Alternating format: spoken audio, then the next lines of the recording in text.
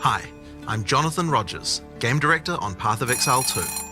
Well, we're back from our break. We've been playing the game a whole lot and we've been reading a whole lot of feedback as well. So it's time to assess and work out what we're going to do next. Now, later this week we'll be releasing PoE 2 0.1.1. This is a patch designed to address the concerns that we can address relatively quickly, without needing to create a new league or a new economy just yet. In this video we'll be going over some of the issues we've identified and what we're planning on doing about them.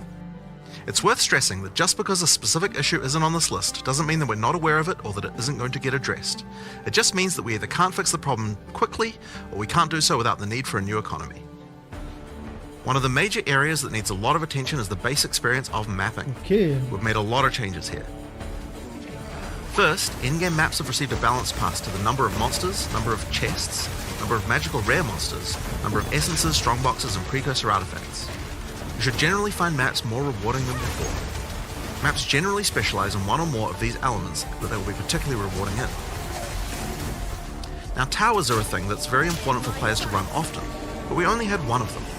We wanted to add more variety here as soon as possible, so we've added 4 more tower maps. Il y a plus de tower maps, Bridge, le type de tower maps. Sinking Spire, Ok. Bluff, La qualité de leur scène n'est pas terrible. Hein. and Mesa. We've also redone the existing Lost Towers map to make playing there less boring. Ils refont les towers, hein. C'est ouf. Hein. We're now also spawning more maps with bosses. Plus de boss. The rate was intended to be 1 in 4 maps, but in reality the rate was much lower due to some maps being unable to spawn bosses. We've increased the rate to compensate for this issue so that we can get the actually intended rate. On sent c'est win. Hein. We're also adding a new type of tablet that allows you to add bosses to your maps. Ah, des with its tablettes own pour avoir mod. plus de boss. Excellent ça. Strongboxes also needed some love. They now spawn monsters faster, have a less annoying fog effect, and have also received changes to the timings and effects of the mods on them. Meilleur strongbox. Now, let's talk about visibility of effects. Many maps had too much clutter, preventing effects on the ground from rendering, causing you to be unable to see and dodge them. We've both changed the level of clutter on some maps, and has changed some effects. Amélioration de la lisibilité du jeu. Oh là là, mon gars. In addition, elemental explosion effects have had visibility improved. Stick around for longer before they explode, and disappear without exploding if a rare monster dies. Volatile plants are also way easy to see before they explode. Now we've also increased the zoom level Meilleur on the zoom. Atlas, done a pass on various terrain collision issues in many maps. We've also improved the load times of opening the world map and Atlas panel. Ah, c'est bien ça. And we also now show the biome of a map on the hover for it. For other in-game content systems, we're focusing on getting all the rewards in line with what they should be. For Delirium, we recently fixed a bug which caused Delirium monsters to just not spawn after the starting part. And we've also buffed the rate of simulacrums dropping by 20% to make it more in line with the rate of finding the expedition Buff of ritual bosses. du simulacrum. Enfin, du délirium.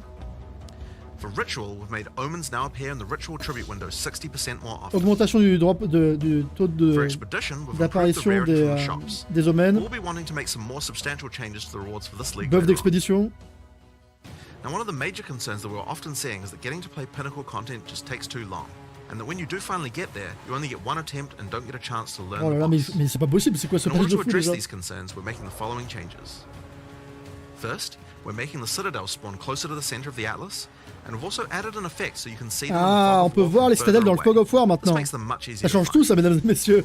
To address the problem of only having one attempt, on the Arbiter of Ash, you will now get up to 6 respawn attempts. 6 portails pour l'arbitre Respawns en can only be fâche. triggered by the person who put in the 6 keys. portails, mesdames et Everyone messieurs. on your party will be respawned at the same time. 6 portails pour ce boss. Leaving the map still forfeits your attempt, so you'll still need to fight the boss with the build you walked into the map with.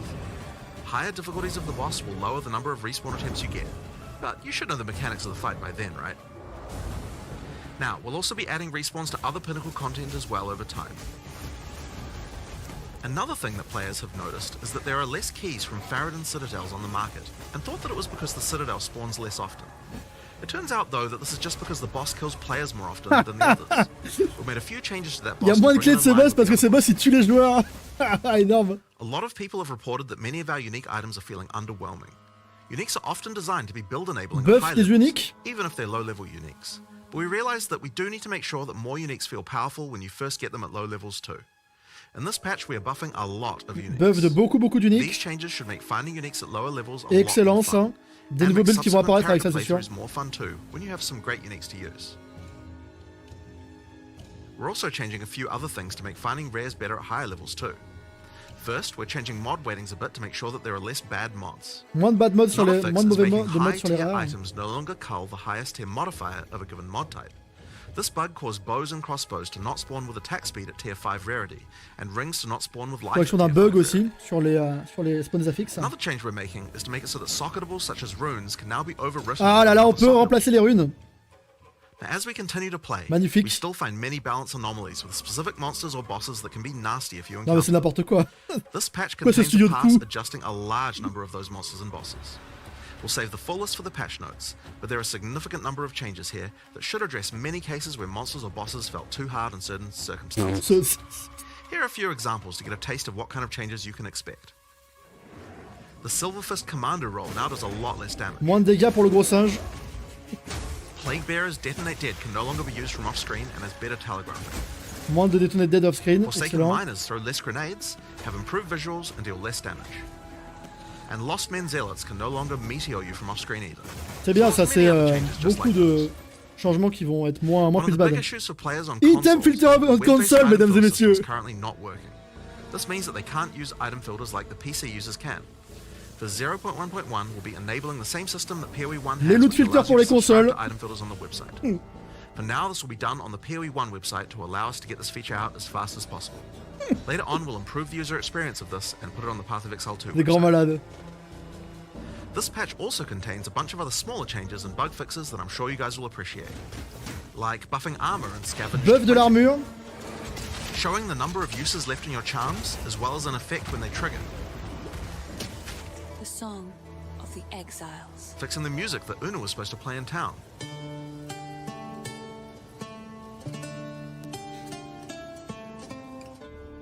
And plenty of other little fixes and improvements throughout the game. Now, we have a huge amount of much more meta-shifting changes that we know we want to make. And one of the best things about having the game in early access with the endgame is that we now have a much better idea of where we want character power to be and what the balance of bosses and monsters should be relative to that. But those types of changes are going to have to wait until we are ready to make a new league with a new economy Ok, for pas de people to play. nerf tant qu'il n'y a pas une nouvelle ligue. Still a little while away yet, but in the meantime, we'll be continuing to identify Pas things de that are nerf causing tant frustration qu'il n'y a pas de and try nouvelle and ligue. address them. I want to thank you guys for playing and hope to be doing more of these in the future. Later. Holy shit. All right, so there you have it. Pretty awesome. Aucun nerf. We are now going to call them, get them ready for the interview. So we're going to go to a screen here that is a BR back, be right back. Bravo, bravo, bravo, bravo. You will hear no audio, and it will just be a blank screen for probably 5-10 minutes at the highest. And now we're going to do an interview about what we just saw. So Donc c'est parti pour une interview maintenant.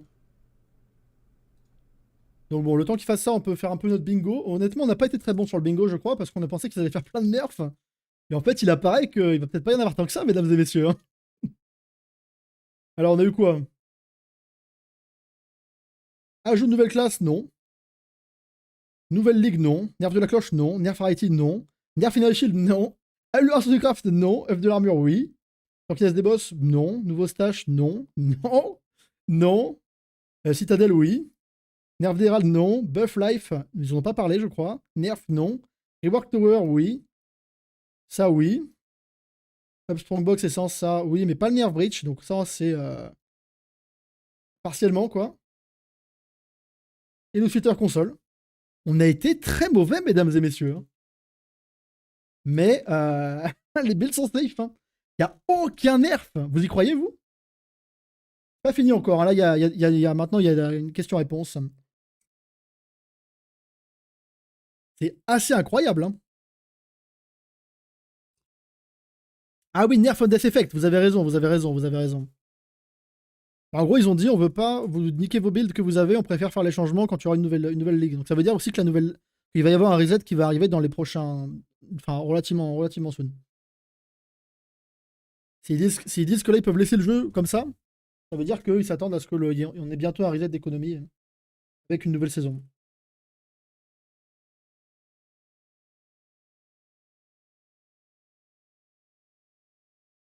Ouais, c'est ça, pas avant le prochain reset, quoi. Mais bon, pense qu'ils vont pas faire le reset dans une semaine quand même. Hein. Je comprends, hein. Que les gens qui ont farmé leur stuff, ils veulent avoir leur stuff. Hein, et donc ils veulent pas les... Comment dire? Ban Elon, Elon is a fraud. Vous en pensez quoi du coup? Grosse win, non? C'est assez incroyable, moi je trouve. Le patch, on n'a pas encore la date. Hein. C'est vrai, c'est apporté aux Romains, ils ont pas encore donné la date. Je pense qu'on aura ça, on va avoir un post là avec tous les détails où il y aura la date exacte, à mon avis.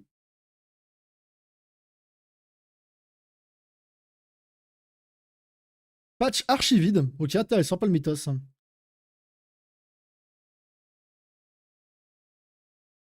Moi, je suis très content. Hein. Je pense que le patch là, c'est assez incroyable qu'ils aient fait autant de changements en aussi peu de temps. Hein.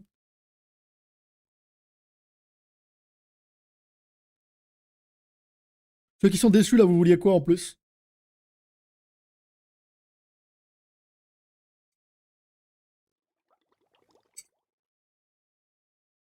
Of audio Ok, donc là maintenant ils vont poser plein de questions. Hello, everybody. So here we are. Let's just real quick, now that we have the audience here, I'm going to have Jonathan one more time say something real quick just to make sure they can hear us well, and we'll get feedback from the chat. Hi, I'm Jonathan Rogers, game director on Path of Exile 2. Thanks, sir. Mark. Allez, Hi, seconde, I'm prendre des Mark. notes, Hello, je- this is me speaking, Seconde, and I seconde. didn't want to say the same thing he said. Ok, c'est bon. Fine, you can.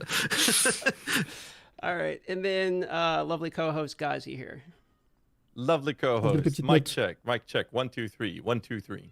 Excellent. So with that being said, Gazi, why don't you take it away with the intros? Hi, welcome to Tavern Talk episode. We still have no idea what episode we're on, and we're going to keep up with that trend. We have with us my lovely co-host, Darth Microtransaction, and the lovely two individuals that is basically the OGs at this point. We got Mark and Jonathan from Path of Exile 2 Grinding Gear Games. How are you guys doing?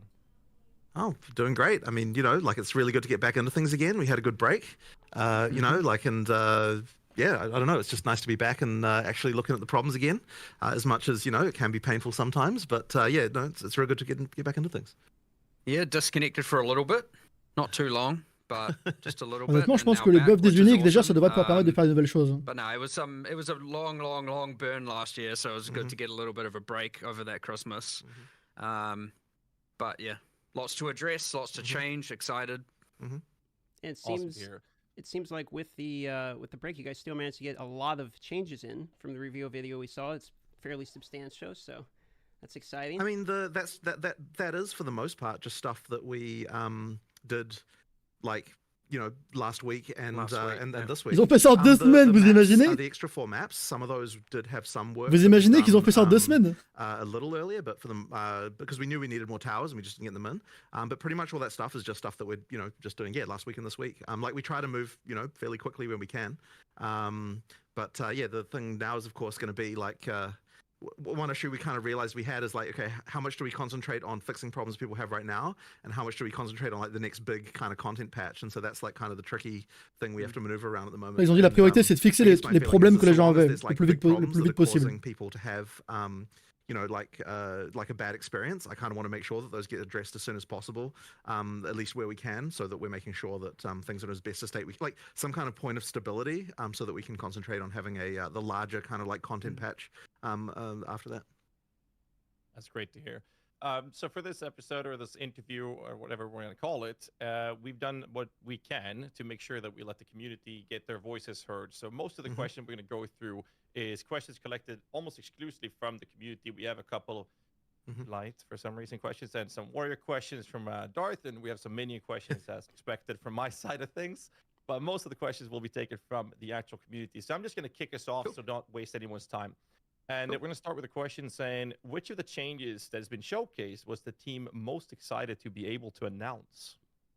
Well, I guess that I'd say that like these changes, obviously, while the players are happy with them, we're not exactly excited about them per se, because these are just like fixes to things that are problems, right? So the stuff that we're excited about is the stuff we're not talking about, which is the content that's coming up in the, you know, in the larger one that'll have an economy reset and so on. So there's obviously a lot of stuff there, but for this stuff, it's just like really like, okay, what can we do to make sure that people are having a good time? That's kind of the main thing I would say. Yeah, which is exciting in its own to see how much more we can improve, how many people having a good time. So. Yeah.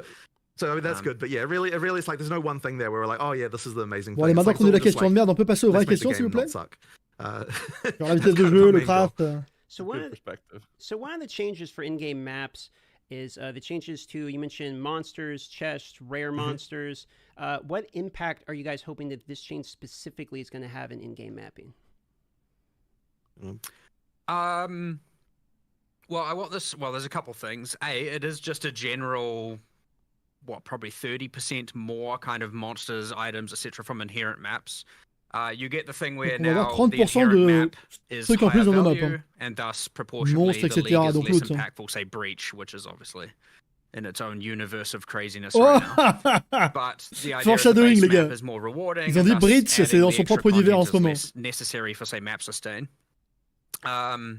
The other thing is it will interact with different rolled maps differently. So we tried to do this better before early access began, but again, it should be now certain maps and certain mods that increase the chests, the rarity of chests, the rarity of monsters will have different benefits. So that's kind of cool that I want people to learn that over time and see what's beneficial.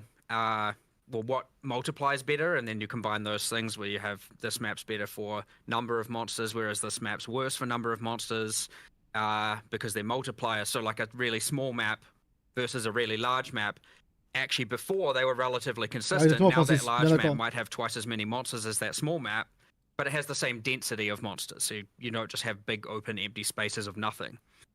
So obviously now the number of packs, if you multiply that up, it has a much grander effect on the big map than it does the small map. But the small map is obviously easier to clear, faster to clear. So say if you're optimizing for bossing, you're probably going to try and have the be applying more bosses to small maps using the new tablet. Donc on a des nouvelles tablettes maintenant pour Or faire if you're spawner des doing boss, ça va être excellent leagues ça. that, you know, En plus d'avoir des boss more en like plus. Breach, you might want smaller maps that way because you're focusing on just farming breaches as opposed to say Delirium, or say Expedition favors, that doesn't really care if the map is large or small. So, you know, having those different kind of axes is really interesting where you are thinking about that as you go. Now people have to learn that, and that's cool. I actually want people to learn that and kind of post all their details on like this map's really good and this map isn't. And we've accounted for layouts, how fast they are to clear, all of that stuff. So certain maps that were more tedious to clear now have pretty drastic advantages on at least one or two Ils ont different dit les layouts axes. de merde So qu'on they might déteste, have a higher ils vont avoir number des of gros minimum bonus monsters, de nombre de rare monstres, etc. monsters, higher En mode, ce sera spawn pas rate of rare aussi monsters, terrible de les magic faire. monsters, rare chests, who knows? And there was a lot of that balance that you couldn't really do until you actually had experience playing them, right? Because it's hard to tell when you're just in development sûr, and you're not on a Pinnacle. real character. Like, is this map actually fun or not, right? And the end game is we've got the least amount of testing, so it really did require, like, okay, some actual proper play and be like, okay, is this map, to really answer the question of is this map good or not? So now when we see that, then we can be like, okay, we need to make this change or that change in order to sort it out. So there's just been a lot of just like sanding off all the rough edges that Endgame had by virtue of the fact that it just really wasn't as tested as what the campaign was. Go on. That all Ouais, une being ligue, c'est une said, saison. I'd say one thing it has introduced is it has added more bad luck or mistake protection to some degree, because if you would like fully juice a really small bad map, that minimum of bad is now much higher. And so like you all of a sudden now have invested all this wealth into this bad map, you've run it and you're like, I didn't get anything back from it. So the minimum is certainly now much better, which should hopefully protect a lot of Il y people aura who moins are de maps falling out feel of bad, quoi. map C'est sustain. bien. Whereas like a lot of the good players who are a bit more observant, a bit more familiar with PoE1 were just like happily sustaining maps, and so Très you bien. had these two ends of the spectrum, and Ouais, hopefully donc we've pour les raised joueurs the minimum plus now. casual qui font pas trop gaffe aux with maps these qui run, changes. etc., ce sera moins pire. So 2 follow-up questions. Since this was a question for later, but since we're talking about bad maps in particular, something you mentioned here, what is your guys' opinion on the current state of maps in the game? Not so much from a monster point of view, but of a layout of maps. So there are some maps people don't like as much. There are ones people really do like as much.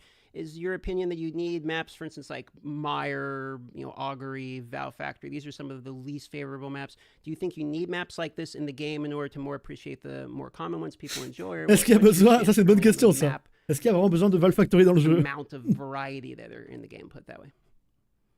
I guess ideally, like if, so I mean, there have been a few adjustments to things like that. Probably not, like we're not necessarily going to take every map people find annoying and change it like so that people don't in that way. But certainly there should be balance changes to make it so that they feel at least worthwhile, even if they do have some more annoying layout or something like that.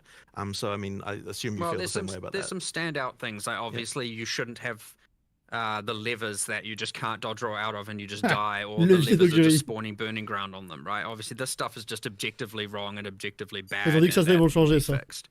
Objectivement. But a lot of that contributes to like this is the worst map because you'll go pull a lever and die while doing so.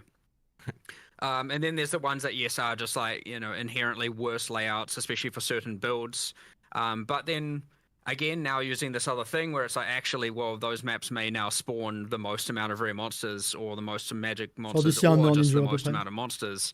You're gonna have to go figure some of that stuff out. And some people might like that. People with less screen clearing AoE centric builds probably don't mind some indoor more mazy maps if they're going to get the benefit or feel like they're getting the benefit from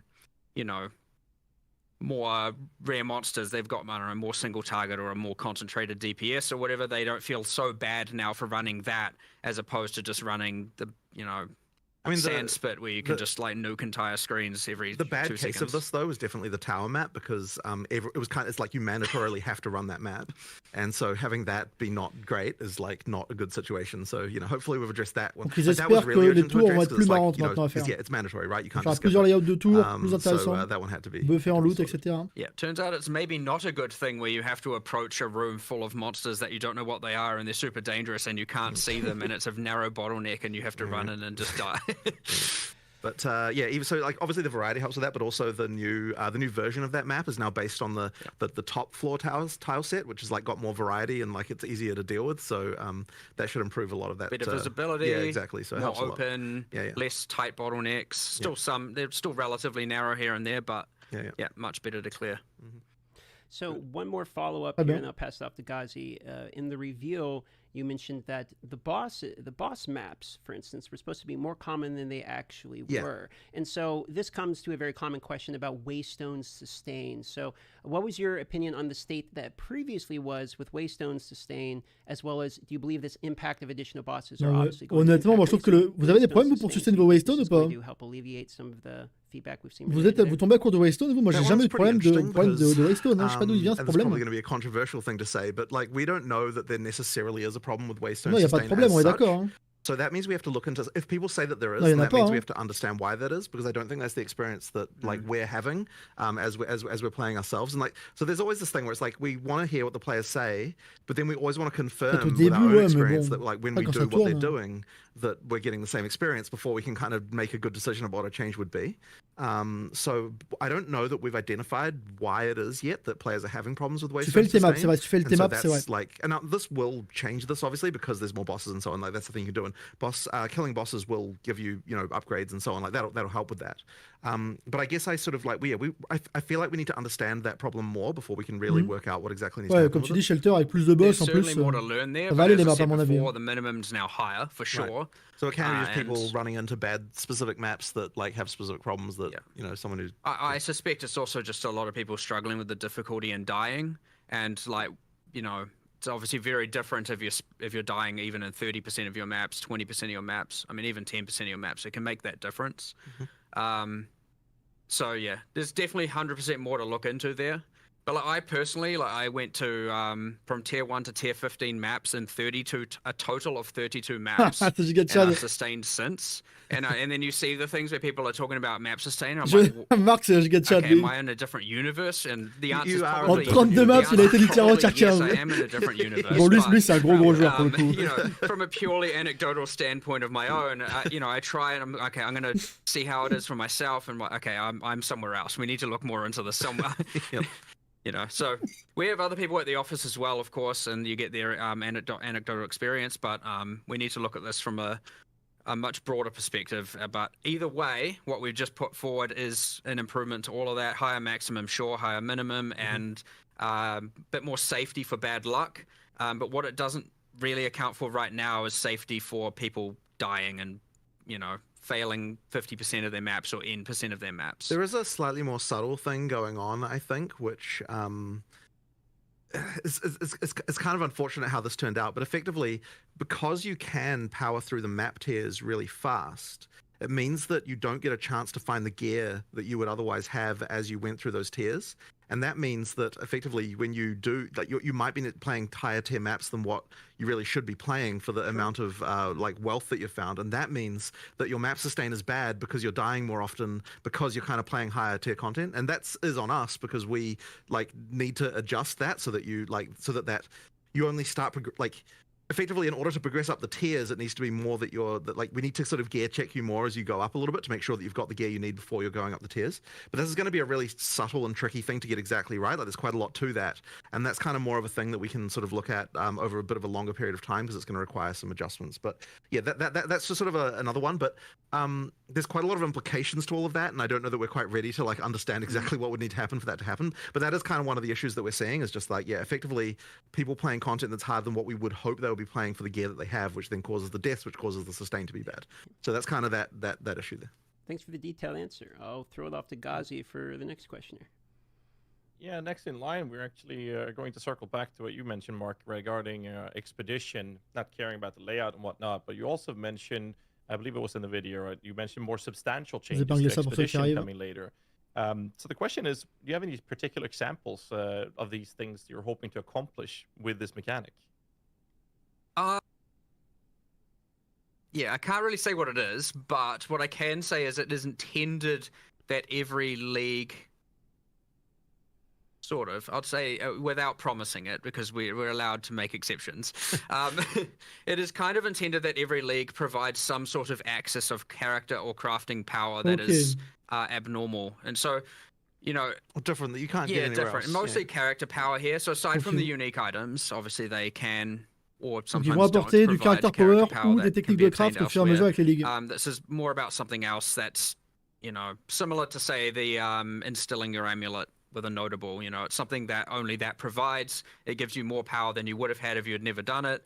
And so ideally, every league would kind of do something like that, or provide a crafting avenue that would then give you something like that, or give you more power in general. Ça, c'est la question que les gens se posaient. Yeah, we just Il y a kind bien of des systèmes de craft qui vont arriver au fur et à mesure. the vendor mechanic where you can do some crafts, and none of those crafts are abnormal. They're not adding extra benefits or mods or anything outside of that. So yeah, we have intention to add something to that, and probably to a lot more of them over time. And as you get new ones that each obviously have this thing in mind, where we're trying to say, how can we make characters feel a little bit more powerful by engaging in that content? But yeah, Expedition just didn't quite get it when we ported it over. Like, you know, we discussed heaps of things, like we could add some more ROG crafts, so to speak, now that, even though it's now 3 out of 4 of them crafts. It definitely needs something else, like, yeah, for sure. It just needs something cool, something better, and something not rushed. Which is we're in a position where we're going to rush something, and it's like, hold on, let's not do that. Let's get it right and do it a bit later. Fair. I like that take. Another question we have is regarding the Arbiter of Ash now having 6 resurrection or revive 6 portails attempts, maintenant right? sur le boss Arbiter of Ash. Other attempts to, or adding other attempts to other pinnacles over time. I guess the question comes down to, why wait with adding extra attempts? To ultimately, the reason is just time. So it might even be that in the patch that we do deliver, that some of those other ones are already done. It's just that because the video had to be made last week, and like we were like, are we gonna, like, we knew we would get time to sort out the Arbiter, and we were like, we don't know if we're gonna get time to do the others, so we'll just like promise that one, and then if the others come, then that's just a bonus. But yeah, effectively, there's like a little bit of trickiness around each one to like just work out. Bien qu'on devrait avoir 6 portails sur tous les boss endgame. Like, just as a random example, and this isn't obviously that big of a deal, but it's just, you know, someone has to do it, is like for the breach one, for example, we have to decide, like, okay, so we can't really let you have the economy, like, you can't reset the whole map, because then you'd get the drops from the breach a second time. So then it's like, okay, we have to make sure we put a checkpoint in the thing, and that means you have to like do someone has to go write some code to like make the breach thing work correctly for checkpoints, and, you know, it's just like random stuff like that, just little details that just mean that like it'll take a little bit longer to do those other ones. But I mean, we're not talking a really long time, right? We're just like, someone will get to it in the next couple of weeks. Non, pas le Citadel. You know, I'd say King in the Mist. King in the Mist will almost certainly be done, because it's an isolated boss fight in a room with nothing else going on. But for the logbook and for the breach one, you have to have some manual intervention, and we have to really make sure that there's none of that, like, you know, respawn at checkpoint at this exact point in time, and all of a sudden you get the loot again kind of thing going on, because ils veulent pas retomber dans le bug de so yeah, it's literally just a time thing. We'll, as I said, we'll do it in the next couple of weeks. C'est assez dangereux de leur côté de faire ça. Yeah. Donc ils veulent prendre le temps de le faire bien pour éviter d'avoir des Arbiter, duplications d'instance, des choses comme related ça. to Citadels here, just some fast ones. Are Copper Citadels really the same spawn rate as all the others? That's what happened? I mean, we generated a bunch of Atlas state and checked Ça, that they c'est were hyper drôle, hein. equivalent. I mean, I don't know what to we really were Il y a not intending to un make des boss Monopoly de game. il y a un des fragments de you know, Citadel qui est plus rare Monopoly que les game autres, style thing here. parce que les, It juste really les was joueurs intended to crèvent be beaucoup plus equal. dessus. So yeah, as far Donc as il y a we could beaucoup tell, moins it was de just the, fragments qui sont générés. just that the boss had that exploding minion thing that like was the damage just busted on that? Nah, well, maybe, but Wait. all of his little attached zombies, like during the phase 1 of the fight, when he summons the sandstorm and you get protected, and you have the zombies coming at you, they blow up after they die, and in the map version, the in-game version of this fight, some logic was missing. I don't know what happened, and those would then explode at the end of this phase 2. So you're like, oh, I killed him. You run in to get your loot, and 8 zombies just explode and insta-kill you. And so what you found is a whole bunch of Il y avait people des were just bugs straight dans le up fight like où les zombies te pétaient la gueule au succeeding moment at the d'attraper fight le and then loot. just dying straight afterwards. So that accounted for some portion of it. And then he was just harder. Certainly the death rate, even excluding the one-shotting zombies, was just much, much higher than the other two. But yeah, we have now a cheat that generates or simulates generating like, I think it's 1 billion different blocks and calculates how many of every map spawned and everything like that, just to test this specific Citadel case. And yeah, everything we could find generates exactly the correct amount of the 3 things. So speaking the of 3 Citadels. Speaking of spawning Citadels, did you guys happen to catch any of the conspiracy theories related to, corpses pointing in directions, etc.? It was so ridiculous. Whatever. People come up with crazy things. I don't know. All right. I can tell you. Parle de I l'histoire see des the thing is, I'm corps, tempted to actually do something weird Retour, like that now, just to to bait the conspiracies. But yeah, no, there was nothing weird going on there. It's just RNG. Like you have to. I did catch it's in just the video. RNG. That's all it is. It said closer to the cinders, so there is something to being farther away from your spawn point. So but basically all that is literally just that there where you start, there's just a radius you have to get to before they start spawning. But after that point, it's just they just spawn the same rate. RNG. And we just moved it closer just because since you can't really tell like where the that's like not obvious, right? And the main thing we want to do there is just not have a Citadel spawn like right next to where you start, because that would be ridiculous. Yeah, effectively we just Je dis bien que le shrunk that spawn down des Citadel, a because priori, il est it was a little bit random. large, C'est and then, un rayon the other thing autour as well de is that votre now that spawn, you can see them in the fog, it autour actually duquel makes ça them spawn so pas, much et easier ensuite to ça find. We spawn actually random au-delà de intended, we were ça. like, oh yeah, we're going to totally buff the number of these that there are. But after we made the change to seeing them in the fog, it was immediately like, oh shit, there's actually tons of these everywhere. We just weren't seeing them before. Yeah. So Il n'y a pas de sous-titres, non, malheureusement, Francis, seeing them makes a big difference. sur Twitch. Okay, so moving on, off the topic of Arbiter instead of those here. It mentioned in the Je vous video ferai un résumé en less français, évidemment, de bad tout ça. mods on mobs. Can we get some more Oh, detail? sorry, it wasn't mobs that I think, because it was in the item section and maybe you misheard that slightly, but Maybe I the did. bad mods thing was talking about items. So effectively, there's some stuff going on here. So effectively what we did, because a lot of people were talking about issues with higher tier rares as you get to harder content. And effectively, when we sort of looked into this, we sort of worked out like there were some anomalies around like what happens when mods get cut out on the lower levels, just based on kind of like somewhat random things about like how many top tier mods there are of certain types and things like that. So what we've done is it's not like Donc, huge il y avait un changes, bug, but we've kind of un effectively bug done things de like I think création des accuracy objets went rares. down a little bit, and there was like you know Avec les I systèmes de can't remember the tiers. other changes, but Accuracy went down, life on kill, mana on kill, on weapons at least, Yeah. and then Et donc ça, ils l'ont résolu. attributes on Par hybrid exemple, ça faisait gear. que l'attaque speed ne pouvait that's pas right. Yeah, the spawner hybrid gear attributes, and then there was also the sur les bug armes where avec des attaques. effectively high tier rares weren't getting the ability to generate top T1 mods of certain types. Pas encore which, dans un an. I don't think was actually necessarily as big of a deal as what people might have assumed, but because it wouldn't have affected that many items, but we have fixed it. So, for example, it was just impossible on a T5 bow to ever get attack speed. Once it was a certain item level. Once it was a certain item. So yeah, but you couldn't even get T5 realistically except from high level stuff, right? You still whatever, you still could sure. occasionally, Yeah. but whatever. The point is like there was a few things like that that were going on, and we've effectively just adjusted that stuff, and it should result in generally better rares when you're talking about like high end, like high tier stuff. Ils connaissent tellement bien leur jeu, So les deux, we'll c'est just sort of see incroyable. how that works out. The adjustments are not like mega, but they are there, and they should sort of improve things, I think, a little bit. And just for clarity's sake for the viewers, when you say top tier, like tier 1, you actually mean like tier 12 or whatever the top tier is, right? Because tier 1 technically is the worst. Sorry, yeah, it's so annoying that we have like tiers going in reverse directions in different contexts. Like, but yes, what I mean is whatever the top tier of that mod is, in some cases it was getting cut out. In fact, I worry that even in the article that we're going to say that's actually incorrect. So I just need to fix that because I think in the article that we posted, ils ont pas encore parlé d'ajout de contenu pour le moment. Backwards, so I need to go and fix that after we've done this. We also need to make this consistent everywhere and sort this tiered situation out. Yeah, I do have a follow-up on that. Yeah. It is sometimes very frustrating dropping something that has a high tier, but I don't know if that is the highest tier. Would it be possible? Like, is there something you guys are considering adding? I think we are adding a thing that displays on the mod if it is the best tier relatively soon. But again, we need to also just figure out a little bit more around this because we've got this whole T1 versus T. The reason why there is resistance to having T1 mean the top one is because then if we add another one later, it changes what all the tiers are, and there was sort of some discomfort around that. But then maybe it's still better to just do that anyway. I don't know. That was the original thinking behind that, but whatever. It might be less confusing if T1 meant no, because the thing is, the other thing as well is that map tiers are like the T1 is the bottom one again, and you certainly wouldn't want to reverse that. That would be weird. So yeah, I don't know. Like probably entre le tir des maps, les tirs des items, on va faire en sorte que ce soit pas embrouillant. Understood. Speaking of items and quality, one of the most requested additions, item filters, coming to console. So I'm sure many people are very excited about that. Speaking of the topic of consoles, can we expect more quality of life? Donc l'autre filtre arrive sur console. Est-ce qu'il y aura d'autres choses qui vont arriver pour les consoles? Very commonly see ask for things like text UI size. Par exemple des aides pour le texte, des choses comme ça. Quality of life improvements for console.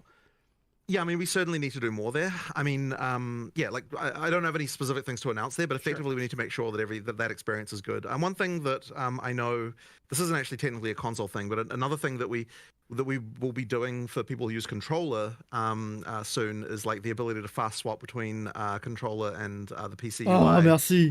Just On va bientôt avoir le fast swap manette clavier pour ceux qui veulent. Implementation of that, it was just a little bit too dodgy to release on early access stuff. Ça va être bien, excellent we just need to get that sorted. Vous pouvez jouer à la manette et passer clavier souris pour les menus par exemple.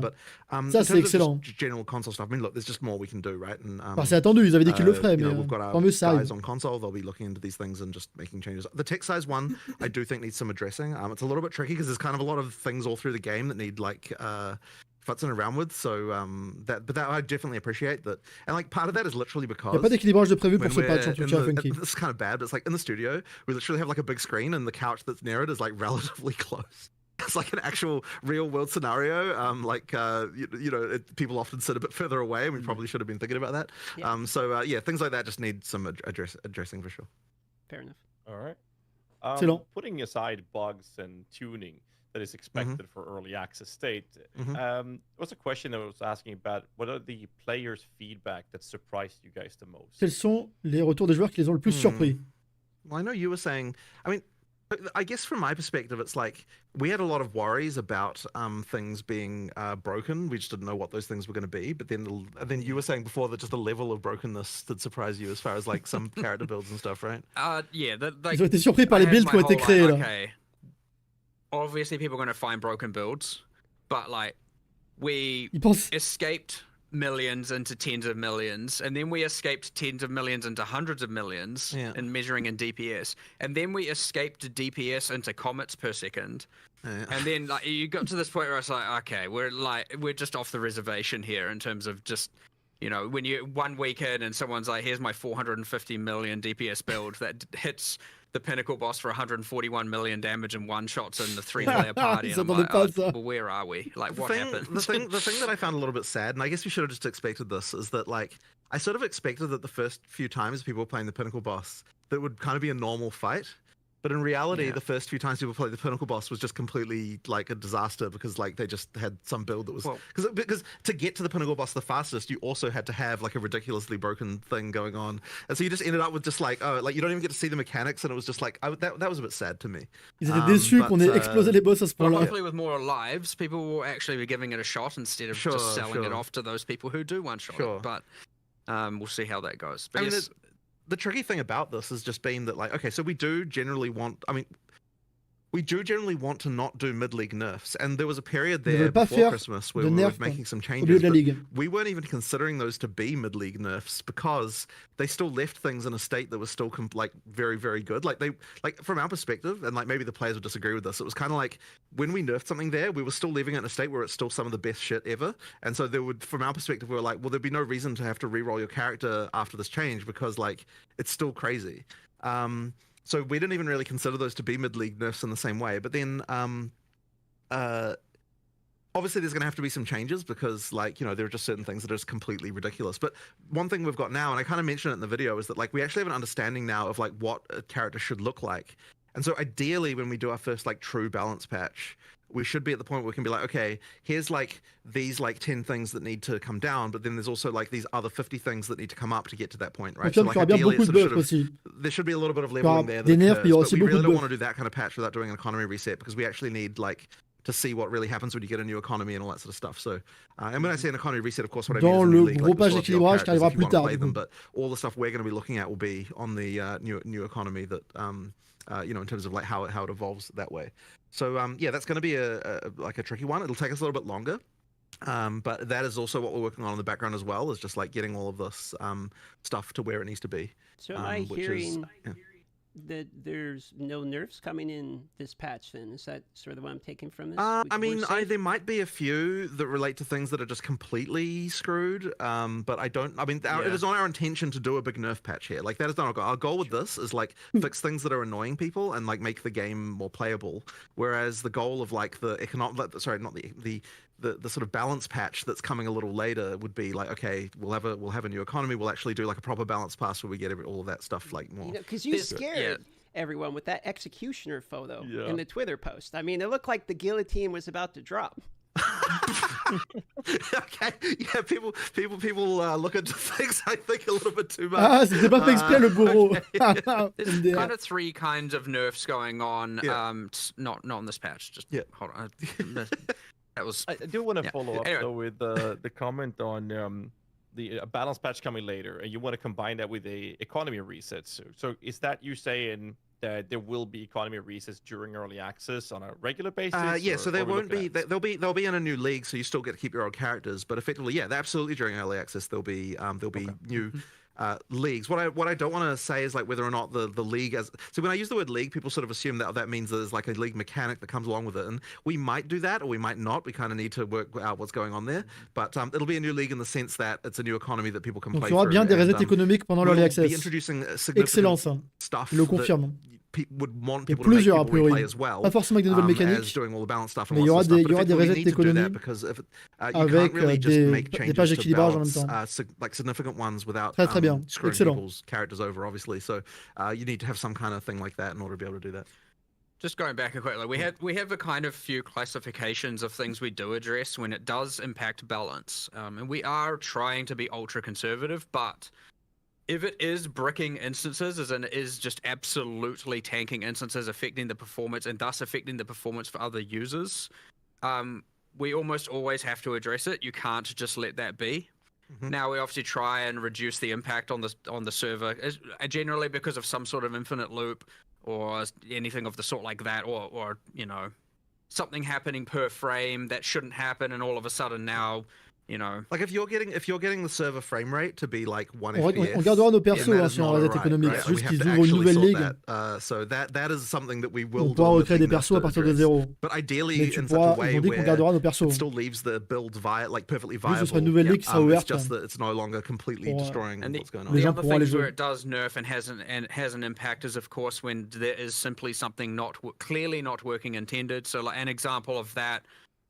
Which I won't try and pronounce, but the shield that increases effect of your socketed runes and soul cores, and that was just obviously applying to all of them, not the one socketed in itself. That is obviously a nerf. It was never meant to work that way. I don't think that really surprises anyone when that gets changed. It's very clearly not working as intended. So those two we're generally just going to pull the trigger on almost always. We're still thinking like, okay, especially in the performance case, that's like blatantly our fault and there is economy there, and then obviously there are people who are going to lose their character builds because of it. Maybe, hopefully not. We try and obviously bring down the frequency or the infinite loop element or the per frame while also buffing the damage. And then we make a note of it to like reassess this later when there's a new economy, and we'll come back and reassess that. But, bonne façon de le dire. Often protecting the instances, protecting the server performance for other users, and obviously fixing bugs are, something we're going to do. Donc là, ce qu'ils disent, and so that can have an impact. But just like at this point, en gros, dans les nerfs qu'ils font pendant les ligues, c'est en rapport aux builds qui impactent les performances. We're trying to currently les push builds that qui towards trigger un milliard de trucs. Economy Et ça /league fait reset carrément kind of toucher le serveur. Ça, ils doivent adresser, évidemment. All right. Et sinon, ils évitent. It's a very extensive answer. I appreciate that. That's one of the things that makes this very fun for us to do. We ask a question, then we just lean back and let you guys do your thing. I love it. We are going to circle back to what you mentioned as well earlier, Mark. You said coming back to reassess a decision that's been made. And the topic we're going to open up is the two-step verification, security for accounts with certain things that's happened recently. So the real question that we come down to with everything that's going down is, I guess the first one is, was there a data breach at GGG? Right. Est-ce qu'il y a eu des problèmes sur les comptes? Est-ce qu'il y a eu des comptes compromis? Are you going to reassess the decision of two-step verification? All right. So this is unfortunately really sucks, and I was really hoping we'd get a post about this before we did this interview, but unfortunately we haven't quite finished assessing yet. So there has been a situation where someone got access to an admin account on our website. Ah, ils ont eu. We now understand how that happened. Ils se sont fait router, mesdames et messieurs.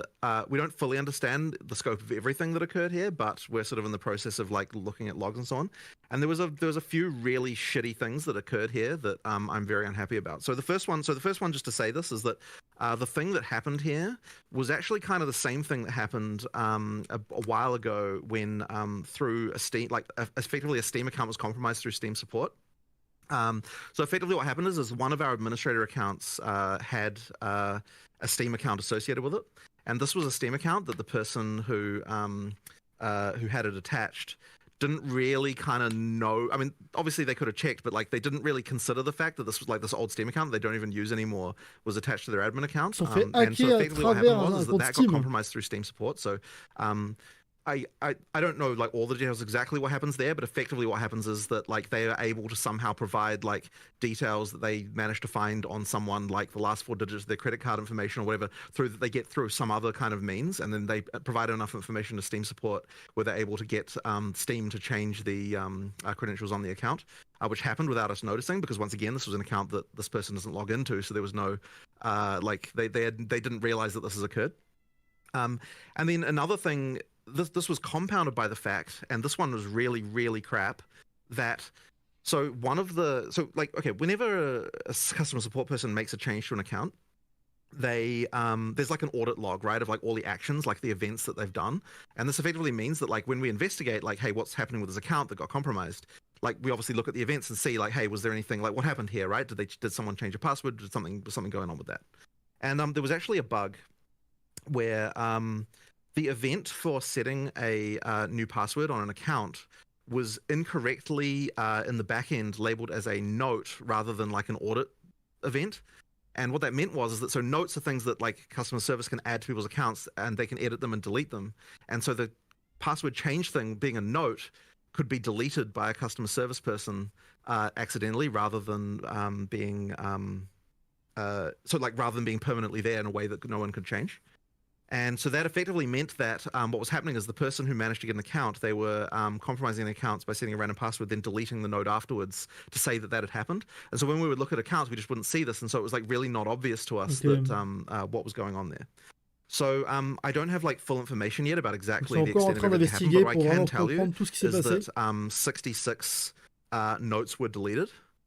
So that would imply that 66 accounts were compromised. Now, it does extend slightly back further than what our log history is. So I think there's like, so we only keep logs for 30 days.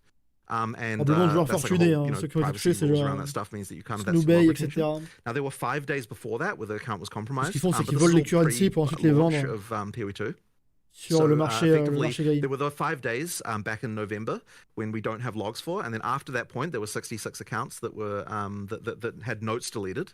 Now, the reason why I am using that phraseology here is because the things were deleted from the frickin' event stream, like we literally don't know what happened here. Like the only thing I've got to go by is the web server logs, which don't actually record like, you know, all the data that's sent in a web request. It's just like the address of the page they went to, right?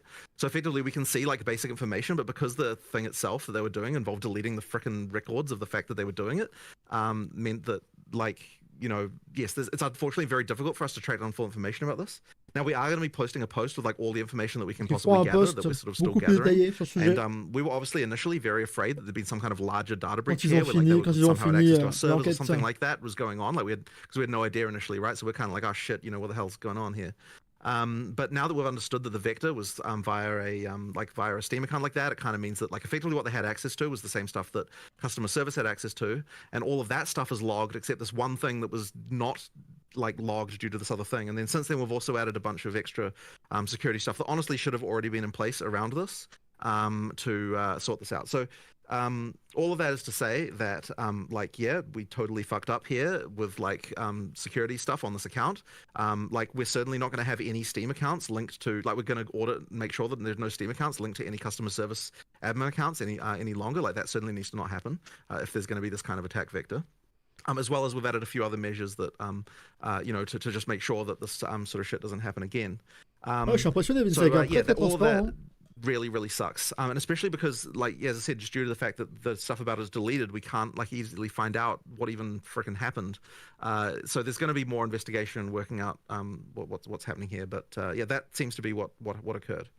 So just to quickly, for the people that are going to give it like a quick recap, this was a social engineering breach. This was not like a server-side data breach of an admin account. So, and this is a one-off, one account. It's now a closed case scenario. The viewers do not have to do anything on their side to worry about their information. So the moment that we realized that something had gone wrong, we just immediately reset all the passwords on all the admin accounts and deleted all the sessions just to make sure that everything was kosher. So from that moment on, there was no more like accounts getting compromised or anything like that. Sure. And then now it's just been a matter of us like doing a bunch of log analysis, and it's actually quite like. Because the only way we've got it is the web logs, and it's taking a while just to process all the stuff, and there's obviously a lot of human investigation. Like we just haven't yet been able to prepare like a full report about it, but we are going to be posting one hopefully in the next day or two that has all of the stuff about that. But yeah, that was just really crappy. So then going back to the actual question about two-factor authentication, I mean, in this particular case, it wouldn't have actually helped because it was compromised through our frickin' support interface, right? Except for that, probably it would have helped in the sense that if we had added if there was two-factor auth, presumably the bug about where it didn't get logged when someone changed it wouldn't have applied to that because, you know, it's a new thing that they wouldn't have had the same bug for. So I suppose it would have helped in that sense. But yeah, like that's the thing with that. So then talking about two-factor auth. So first of all, I'm like completely not against two-factor auth in any regard. The only issue with it is that it's easy to implement two-factor auth. What is hard to implement is all the policy around how to recover when people inevitably lose their second factor. And so that's the kind of tricky part to actually deal with. And so like it's kind of one of those things where like, yeah, we will do it, but like we're just not quite prepared yet to be able to do it with all the customer support stuff we would have to do. And like, and it's kind of one of those annoyingly deep holes of like, okay, so like, someone loses their password, what do you do to verify it? Like, you know, the two-factor auth thing, what do you do to verify this? And it's like, okay, so now you start to have to worry about like what personal information can they give you? And then now it's like storing personal information. And then like, what's the GDPR implications of that? And like, there's just like, it's just like a whole rabbit hole of just like random policy stuff that all kind of like comes around to that stuff. So yeah, effectively, what I will tell you is that we're immediately going to add two-factor auth to all of our support accounts. So you can bet on that. And that is not a problem. That is not a problem for us to do there because the policy around that is like, well, you just like walk in person to the frickin' you know, guy. If you lose it, then you can physically deal with that, right? So that one is how we sort it out. But as I said, we will get to it, and it is a serious thing. We definitely want to have this. It's just a question of just getting la two-factor authentication un jour, mais dites que c'est quand même pas mal de galères en termes de règles, etc. It's all support nightmare around how to deal with it. Well, donc, I appreciate the extremely vocal transparency about what's going on. Résoudre pas mal de détails. Lots of people here watching appreciate that as well, and we won't grill you about it or anything. So Appreciate that information. We'll move on here to a little bit more fun topic, which is upcoming content for the game. So we've been asked, one of the most common questions we've had here is things like roadmap for cadence of releases. You know, you guys originally stated 6 to 12 months for full release, which begs you know the question, how many leagues between? There's 6 classes, so if it's 6 months, it's 1 class a month. You know where I'm going with this. So, you know, can we expect any information in terms of the cadence of releases, upcoming things like weapons, classes, skill gems, etc.? Right. So the cadence we want to hit is sort of something similar to the kind of league cadence that we've done before for PoE 1.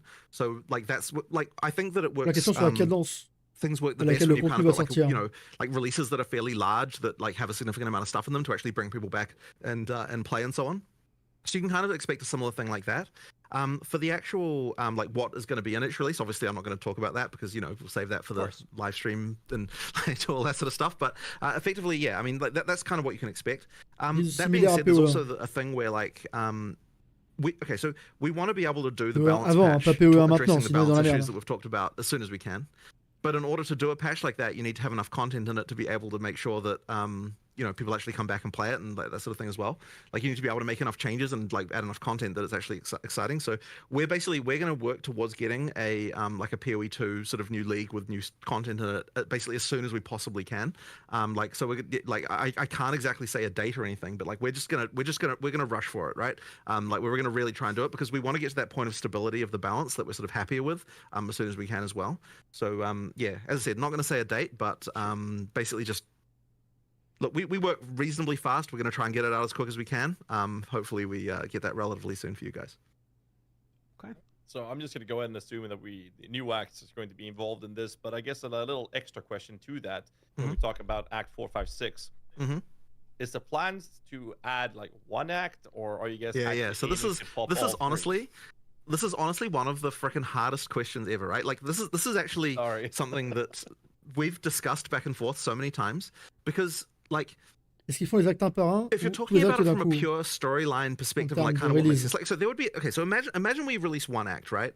It's like, how does it fit exactly into having the leveling? Like, do you go like 1, 2, 3, 4, and then like 1, 2 again? Like that'd be kind of weird. Or like 1, 2, 3, 4, 2, 3, or like. Do you have Act 4? You can also play Act 1 or Act 4, or like, you know, like it's kind of just weird, right? And like. So like from that perspective, it's like, oh, we should do them all at once, like at some point. But then on the other hand, we're like, okay, if we don't release the acts one at a time, then that kind of means like all the content from that we're sort of busy having to work on, we still have to have good releases, right? And so that means we have to have like more stuff in what we do release if it doesn't contain an act. So there's kind of this like complicated like puzzle around this, and it's like, and what we kind of thought like. There are issues around this, but effectively we're like, okay, well, we're going to have to make Act 4. We have to be making Act 4 in the background right now anyway, right? So we don't technically have to decide what we're doing about this, like, right now. So, like, that's sort of happening anyway. So I guess that is to say that, like, there's still a lot of argument about this fact. And c'est des questions très compliquées. Yeah, it's honestly such a hard one because I don't think there's a really great answer. Like, releasing the acts one at a time would be making content so much easier because we get to immediately utilize all the stuff from that act to, like, make other content. Like, it'll be so much, and, like, also it just immediately makes a release feel really big, right? So, like, that would be something that we could do. But, and it also would be good for our studio because, like, there's this phenomenon that always happens where, like you say, okay, this is when we're making this thing, but if people are not actually going to play it, then like people have a different definition of finished from like, oh, people are actually going to play this versus like it just has to be ready internally, you know. So like for just a production perspective, like I feel like the game will get made faster if we do release the acts, just because it forces us to actually release them and like forces everyone to get it into a really playable state. But yeah, on the other hand, as I said, there's like all these kind of like practical issues with it. So damned if you do, damned if you don't, huh? Yeah, I know it's a bit of a tough one. So yeah, I mean, I guess the answer to that is still to come, and we just need to work out what we feel about this one way or the other. So yeah, I guess you'll see when we do our next announcement what we've kind of come up with. But yeah, as I said, in the meantime, it's not like we don't have to just make Act 4 anyway right now in the background. So that's they're continuing to do that as well as all the people on the more sort of balancey side of things working on balance, which will get shipped much earlier. Yeah. All right. Let's just move on to the next topic to make sure we actually cover these questions. We have a long list. Sure. So we're going to talk about a can of worms called State of Magic 5. Magic 5. Now, the perception has been one thing. Right. And, I mean, shout out to Slippery Jim for the absolute insanity that he goes through, which is kind of showing that it's fine. So, what do you guys think about Magic Find in its current state? This is a very tricky question. Now, what I will say to start with is that like the way the Magic Find formula works in PoE 2 is literally identical to how it was in PoE 1 as far as diminishing returns and everything is concerned. The difference is just down to what rarity is giving you as opposed to what it was giving you in PoE 1. Our argument for why Magic Find should be fine in PoE 2 is effectively like, we're not doing what happened in PoE 1 where you got like all these quantity mods and all that sort of stuff like that. Like, it's effectively the Magic Find in PoE 2 is what PoE 1 had back when PoE 1 was first released, right? Where it was kind of like, and it kind of was fine then, so the argument was, well, why shouldn't it not be fine now? I guess there's another, like, compounding with this, there's another contingent of people who would say that like anything at all that affects item drops should just not be a thing at all, and which is like a position you can take, and I don't know that I necessarily agree with that position, but like, you know, it's another position you can take. So I guess all of that really is to say that like I don't think there's anything about it that's not working as it's intended to work, and ultimately the purpose of something like Magic Find is to kind of give you another axis of build design beyond just like doing the most DPS, which, you know, like that's kind of its ultimate goal. So but I mean that's kind of where it's at really. There's definitely more to look into here though. I don't know if you've got a different opinion. Not really. I was just thinking the main difference between, say, PoE 1 was you fully saturate into every single item being a unique item. That's the difference. Whereas in PoE 2, you saturate into higher tier rares. You actually cannot fully saturate into unique items. It is impossible.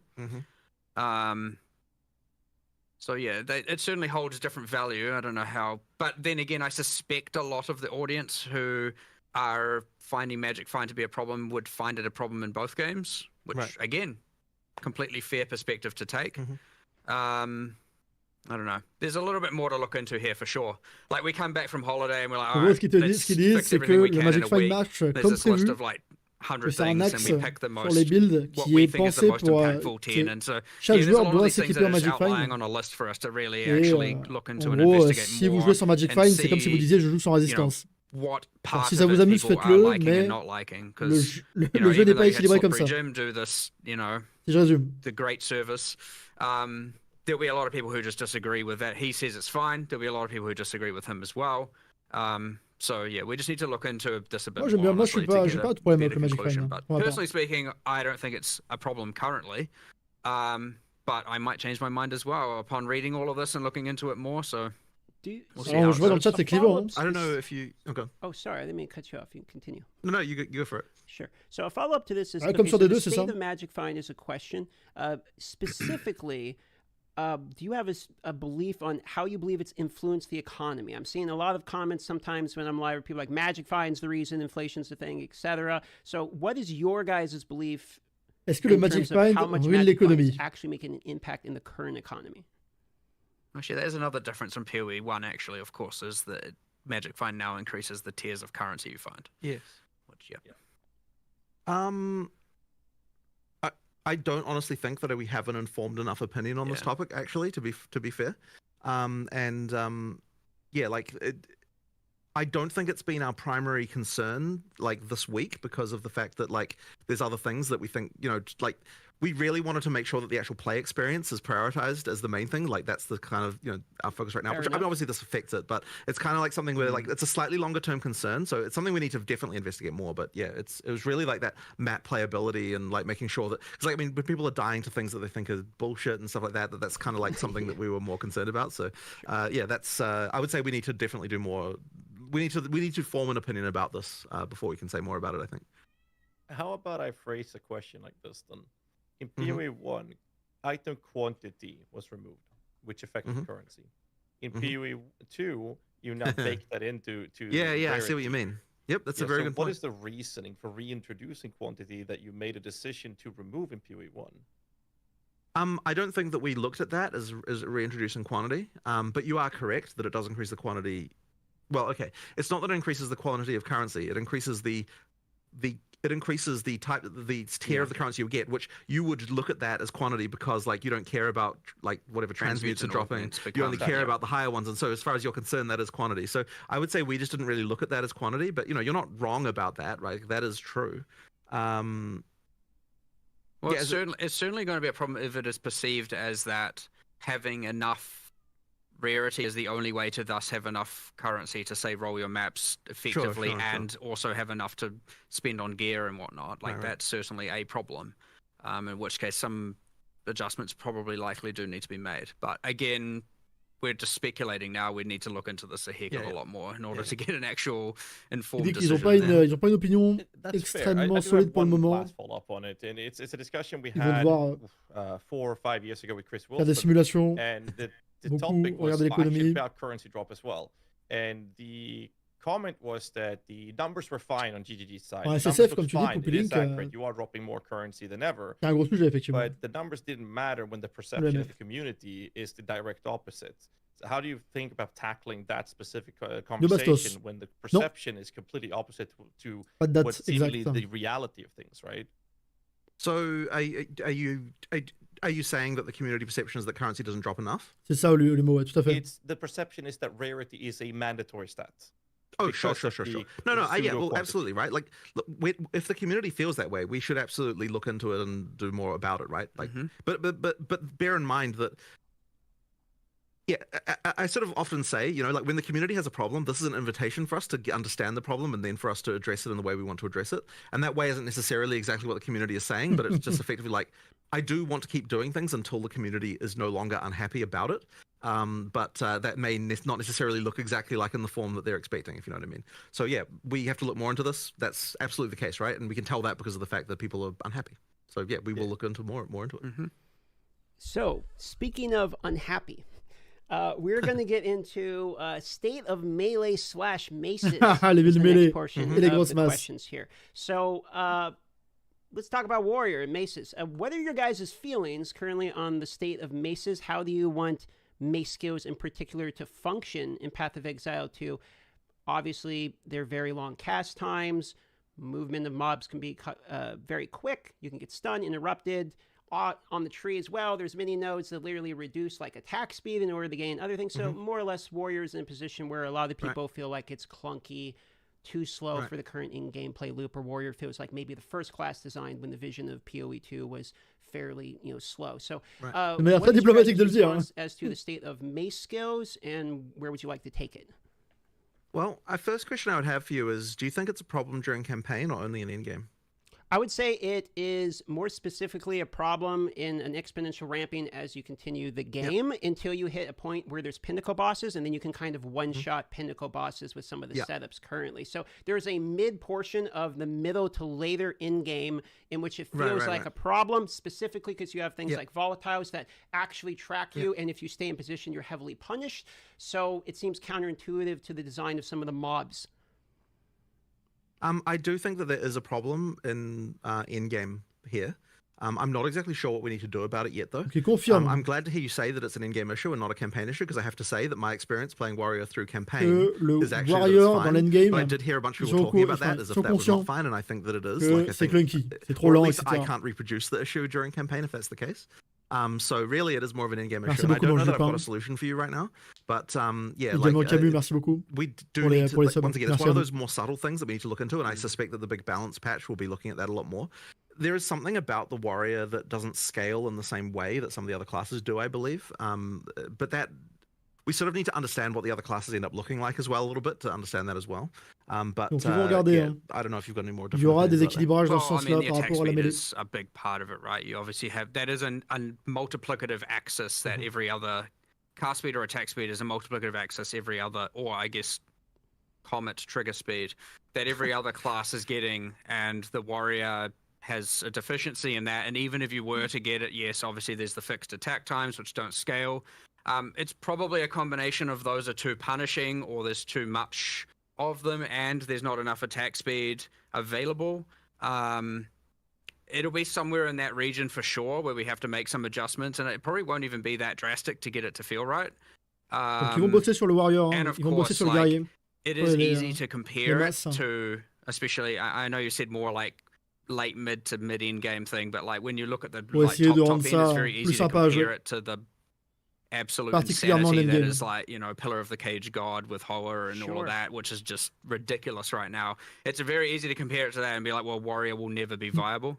But there are also a lot of quite good end game warriors that are certainly being played, and You know, I don't want to certainly make it seem like it's completely useless. And I mean people using maces, not just people who are doing it for the Ascendancies. Karn's a notable example. He's like level 99 in SSF, but he's having to use the Herald of Ice tech, which is very highly speculative to be nerfed, right, in order to make it feel good. So while I would agree there's people that are doing it, I would also argue there are people that are doing it as a masochist in order to be like, I'm a warrior guy and I'm going to do it regardless.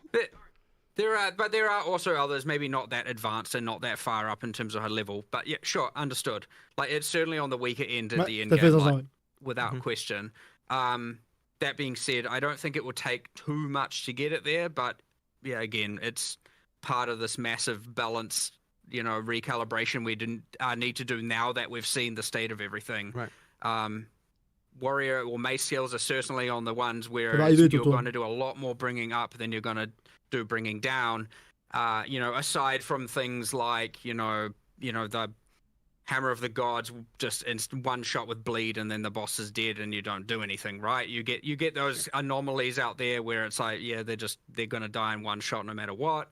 You know, things like that aren't going to be buffed necessarily, but fair enough. There is more to buff in the mace spectrum than there is in most of the other things, I'd say, yes. Ils vont buffer les masses, answers the offensive spectrum for the warrior. Now let's talk about the defensive. And one of the things in the reveal video was armor, for instance, is getting fixed, and amélioration de l'armure. I should say, and we'll talk about that in a moment. I wouldn't. One of the reasons we didn't dwell on that too much is because I wouldn't want people to think that that's more of a change than it is. Like, we are doing a bit of a buff to armor, but it's not like the hugest deal. I think there is more we have to do. Like, there's more complicated stuff we have to do with armor, I think, to make it. Je pense que le buff de l'armure, il est pas but there's a suffisant en lot of soi. arguments about this. One, because it is like. Ça va pas tout résoudre, quoi. Yeah, I'll just say that there's a lot of arguments about like how exactly this should be addressed. One concern that we have, which is probably totally out of left field as far as what the players would say, is that we don't think that there's enough of a difference between the big hit and the small hit. There's a number in the formula that is different in PoE 1 than it is in PoE 2 that results in the armor being the difference between a small hit and a big hit in PoE 2 and PoE 1. It matters more in PoE 1. But in addition to that, so we actually think that PoE 2 might be wrong in this regard and we need to change it. But in addition to that, there's also a thing that's happened where like white monsters can hit harder in PoE 1 and PoE 2 than they did in PoE 1, and that means that the thing that armor is supposed to, because like part of the intention with armor is it's like, okay, like when you're talking about like big boss hits, like it has less of an effect than what it would have off like a bunch of small hits, but sometimes the small hits from a white mob are not even that different from what a boss hits you with, and so this is actually meaning that the, sort of the idea of armor being based on the damage hit has kind of got like a few issues that we have to deal with. So I don't know if you've got any more thoughts on this particular topic, but it is like something that we have to sort of worry about a little bit. Yeah. It's again one of these things I mean, I hate coming in here so unequipped, but again, it's just the timing with the holiday and all that, with all these things where it's like, have to look into, but that is the nature of it. I mean, especially once there's an actual released product, gros changement pour ce patch, c'est beaucoup de... You know, 50% of our time goes into having to investigate and look into live operations problems like this. So we are buffing a little bit of armor a little bit in this patch for like to, you know, because there are some issues there. But honestly, the full solution for armor is going to have to be more complicated, and we're going to have to sort of work out some stuff around it. It's there's definitely something that I think there was another thing as well, is that like the other defenses tend to have like extra mechanics that are easier to access than what armor has. Which is another sort of side thing, which is like not entirely obvious when you're designing it initially. So it might be that there's more like supplementary things that the armor, like strength characters effectively need to have around defense. And so like stuff like that can kind of matter a lot. Il parle des trucs type Fortify, dances universally endurance, des choses comme ça, just better than scavenge blazing as an example, if those are meant to be paired. One is just like you have it, and the other is I have to armor break, and then on bosses it's much harder to sustain. So we've made changes there, of course. We did buff the armor. I'd say it's obviously hard because of the big hit, small hit, but it's probably in the like 15% more effective kind of region. Our changes in 011. And then yeah, a lot of it is also like, okay, if you consider, you know, that evasion also applies to damage mitigation from Invoker. You got a lot of things going on with acrobatics, which turns evasion into arguably, I mean, sure, it penalizes your evasion, but like it then kind of gives you almost as much PDR against certain hits as a lot of armor, and then you have a lot of very, very strong defensive, with Grim Feast and Energy Shield. And so, like, it's not only armor is weak, it's also that evasion and Energy Shield have some extreme strongs that are going on. Not to say, these are all going to be nerfed. I'm just saying there's some there's some meeting in the middle that we need to do for sure. So they give you a feeling from, like, I played Warrior 90 first. That was the first thing I did, and I would enjoy Warrior as an archetype the most. Would you say it's a fair statement to say the Warrior and Mace skills and, sort of that side of the tree in particular is in a state where it has the worst of all of them? So it has the worst of the defenses and armor, it has the worst effective HP in terms of life, and it has basically the worst offensive capabilities as well. So you could see why I'm feedbacking so hard in relation to this archetype. Man, that's a brutal savaging, but I suppose I can't necessarily disagree with any of those with any of those assessments. Fair enough. We can move on to the next topic then, unless you have other statements on it. Oh, what do they have? You have shields. Il a raison. Yeah. You are right that it effectively falls in that way. Yeah. Mm-hmm. Let's just sure. Yep. Okay. So moving forward here, we have charms. So I saw that there were some notable changes in relation to charms. I thought it was a great change to be able to see when they're actually being activated, as well as the charms that are there as well. So some clarity things in relation to charm. I don't know if I saw whether or not charms in particular actually getting tweaked in terms of number side of things, or if it was just some transparency related to charms. But how do you guys feel about? We're not tweaking numbers in this patch. However, there's definitely something not right about charms as far as like the usefulness goes and all that sort of stuff. Like we need to do something. I don't think we've decided what it is yet, but it's clear to us at this point. Like, so charms came in like super late, and I just don't think they're quite like working out. Ils vont améliorer les charmes. Les charmes, c'est rigolo, mais c'est pas encore vraiment aussi intéressant qu'ils le voudraient. But we did want to at least make, like, one of the issues they did have is like you couldn't even tell when they helped you. So that certainly wasn't helping the case for them. So we can at least fix that. But there probably does need to be more stuff done with them, I think. I think it comes down a little bit to like how much do ailments matter against the player, and that's sort of something that there's a few other ones. Like there's the one that's like unaffected. The next time you get slowed, protect you from slows, and honestly, a lot of the debuffs applied by monsters haven't been correctly classified as slows. And so it doesn't even work against them, and like there's a little bit of things like that where it's aware of that one. It's just kind of a bit bad.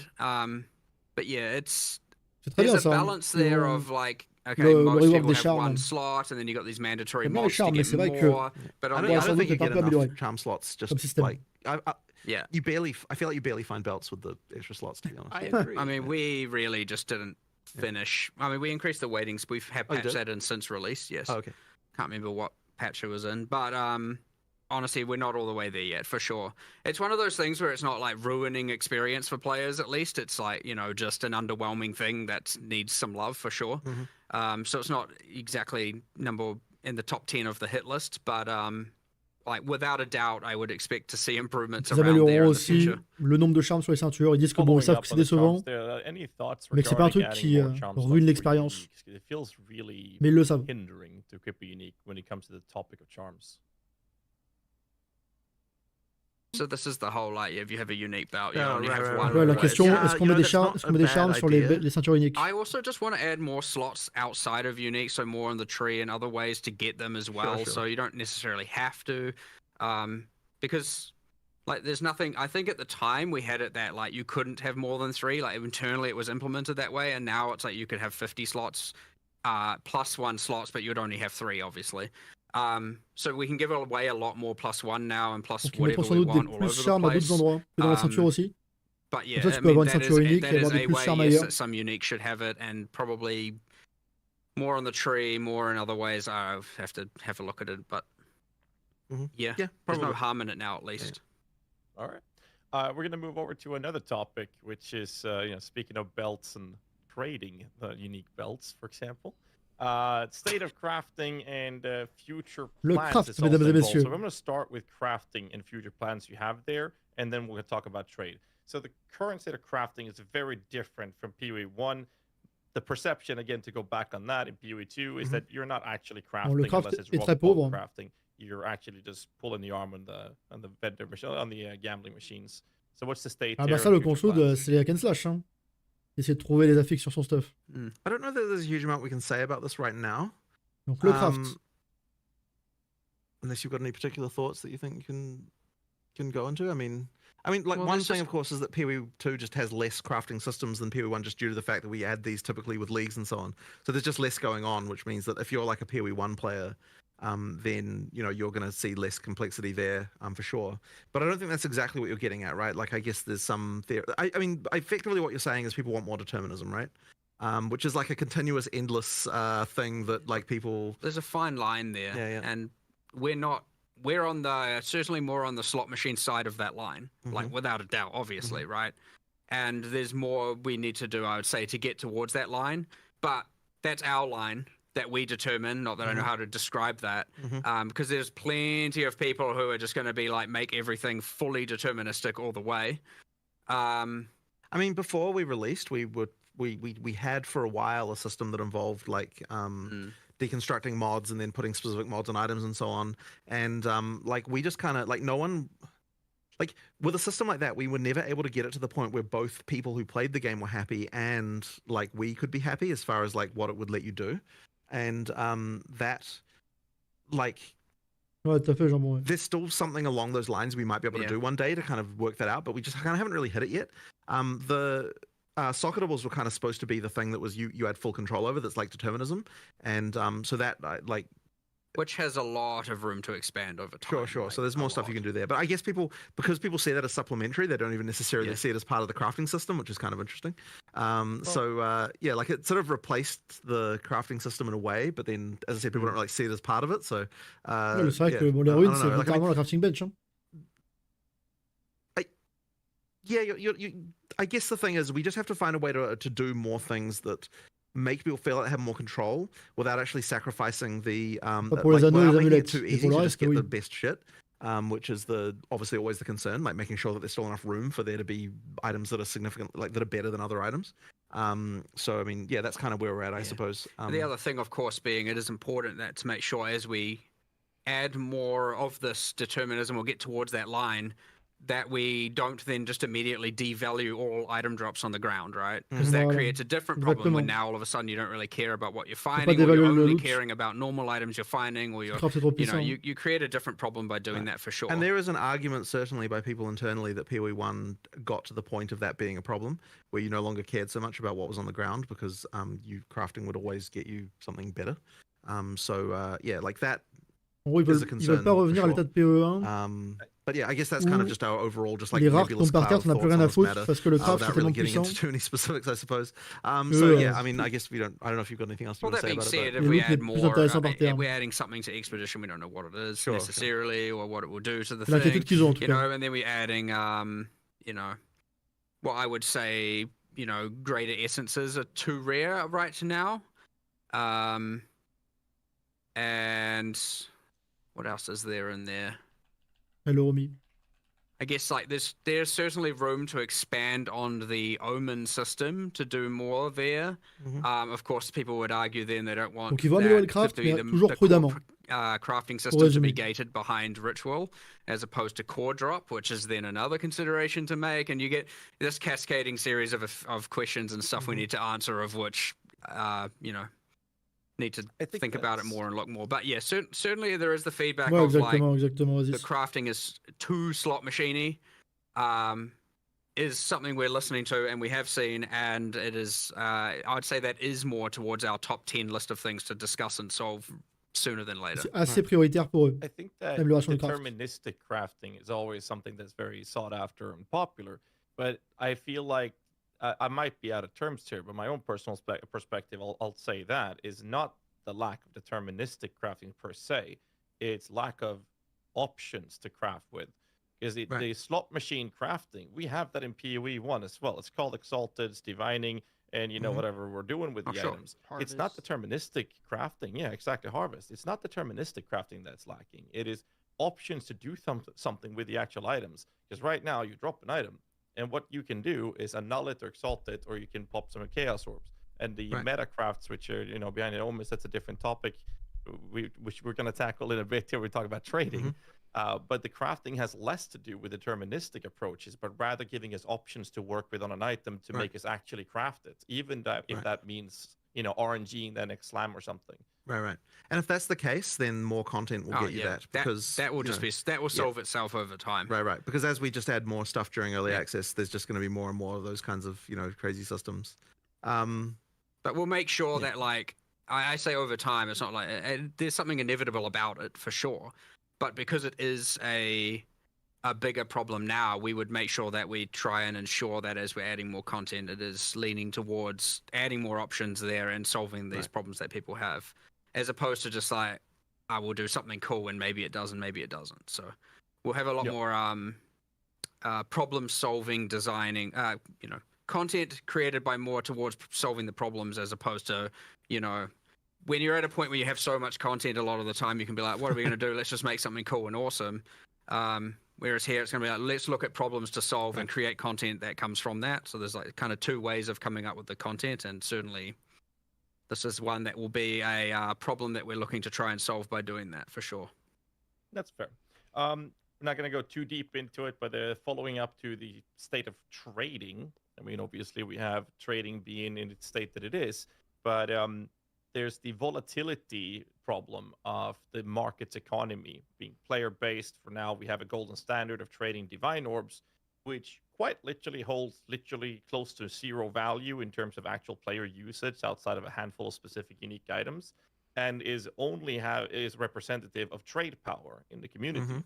And since there is no natural divine orb sink, which exalted orbs have, for example, Il n'y a pas de sync de they divine just orb. continue d'après going lui. up, and the inflation is just rampant at this point. So Cause I une would grosse have thought inflation. that if there was no divine orb sync, then the value of divines would go down rather than up. Like, presumably if the value of divines is going up in other currency, then it's the other currency that there's too much of rather than the divines. Oui. Yeah, so what I'm saying is, like, they become the golden standard, and since no one's using them, we get a higher quantity of them. And the result of it is that now, since that is the item people are using, or the currency people are pricing their items off, they're now, one rare, one life pair of boots with 10% movement speed now costs 50 divines, if I'm going to use some exaggerated examples. Okay, so you're talking about the price in divines is going up, as opposed to the price of a divine is the going value up. of a divine is going The up. Okay, item value, sure. Divine Orb Well, sync, c'est I le moyen de mean, détruire les divine orb.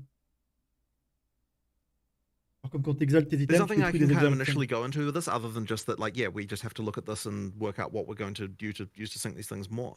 The intention with divines is that you'd sync them into making, like, if there's enough, like, things where you want to reroll mod values on, which, like, is uniques ideally. Like, the implication of that is that there aren't the uniques that people are wanting to Je vois pas roll. trop la question là, honnêtement. Parce que le to marché, get c'est good pas, values c'est on pas that. Grandia I'm Games qui le assuming font. that's the hein. reason. Some not enough. Enfin, c'est les joueurs là I qui ont mean, décidé d'utiliser les we divines. don't have enough unique items. Par For habitude. sure. We Mais need c'est pas eux qui a contrôlent le lot marché. more, We which do, is we do. another goal we have, of course. But I mean, so yes, there's not enough uniques, let alone enough uniques Je vois pas to trop là la be question, using honnêtement, divine de- orbs for de Gadzi. an And of course, the entire thing in player PoE1 base. where things were priced Alors, c'est in pas that GG qu'on dit currency ça va être la can help, divine, but le we don't have anything prix, quite c'est like juste that, I suppose. comme ça que la communauté elle a décidé. I mean, look, if that's a problem, we'll just like find a way to sync them, I suppose. But Ouais, c'est ça, ideally, Victor, that'd be exactement. ideally, if everything's working correctly, C'est they'd be pas eux syncing qui ont themselves décidé, due to the ça va fact être that there's enough les things autres you la want to divine. reroll C'est comme ça que values ça s'est on, fait, like c'est organique. uniques that you want to reroll values on. I'm actually curious to know whether Il me people are semble, even non? really bothering with that. Like, are people actually bothering to reroll unique values? I guess some, but not Right, many. right, not many. Ingenuity. Yeah, You won't fair know, enough. well, yeah, not many. Astromentis. Ouais, bien sûr, après eux, ils That's équipent like le the jeu, two mais main ones, I think. Like, no one's gonna pop Right, a right. divine orb on a Venter's c'est Gamble. pas So it's eux, like- enfin, c'est that's pas eux a qui bit mettent of a les prix dans le trade. quoi. But like in PoE1, we have the option of metacrafting being a currency sync for divine orbs. Yeah, which is yeah, former yeah. exalted. So it creates this natural For flow, sure. but also provides this crafting method for people to actually kind of help the state of crafting that people are looking for. Right now, they're omens, and because of this type of inflation happening, they are so far away from most players that like. Après, je suis even d'accord players qu'il that plays a faudrait lot, I haven't plus de bought them divine, myself. de I divine play a sync. lot, Ça, c'est vrai. Subathon and everything. Like I haven't touched an omen because they're too pricey to use. Like it's a very select few players that even engages with them because of how priced they are, and that just separates a lot of crafting from even a larger player base. One Right, other, right, right. one Ouais, bien other sûr, point mais of this is it might tie into a previous de ce discussion que we had j'ai about Magic Find de ce que j'ai vu, influencing les the Orb of economy Annulment, ça m'a l'air in aussi cher que les relation to currency divines. drops being Pourtant, les gens ils trade dans upgraded. divine et pas en Orb of I Annulment. know that's one portion we talked about. You're going to Non. look at previously too. So I think Moi, j'ai these droppé two moins d'Orb of probably Annulment tie que de in together divine. here.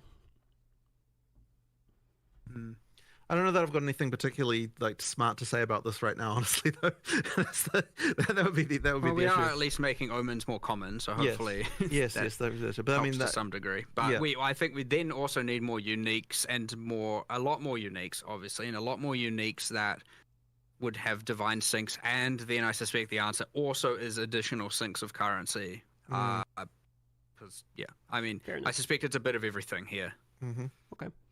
So we'll move on here. We have a significant amount of questions left. So I'm gonna try to speed up the cadence of these a little bit here as we're about maybe halfway through, but well over halfway through. We're gonna talk a little bit about state of in-game and state of league mechanics here. So I'm specifically going to go into league mechanics first here. So some league mechanics, essences, strongbox, to name a few, feel a little bit like noob traps. So I was kind of hoping to hear where your guys' thoughts are in relation to some of the underutilized ones. We talked about expedition already, so you don't necessarily Première vue, ça a l'air un peu gaze, mais j'ai pas well beaucoup testé en profondeur. Il y a des gens qui ont testé en profondeur. Breach feels notably like the one people are enjoying the most. Do you feel like that Et one's strongbox en particulier. The other one, I mean, I don't know anyone who actually does strongboxes. So where do you want those and essences in particular, especially when it comes to the how often essences are not really rolling greater essences. Like, you don't really see greater essences very often. I actually saw more in the campaign than I have in any of my in-game maps. So I'm curious about kind of league mechanics as it ties into in-game in particular.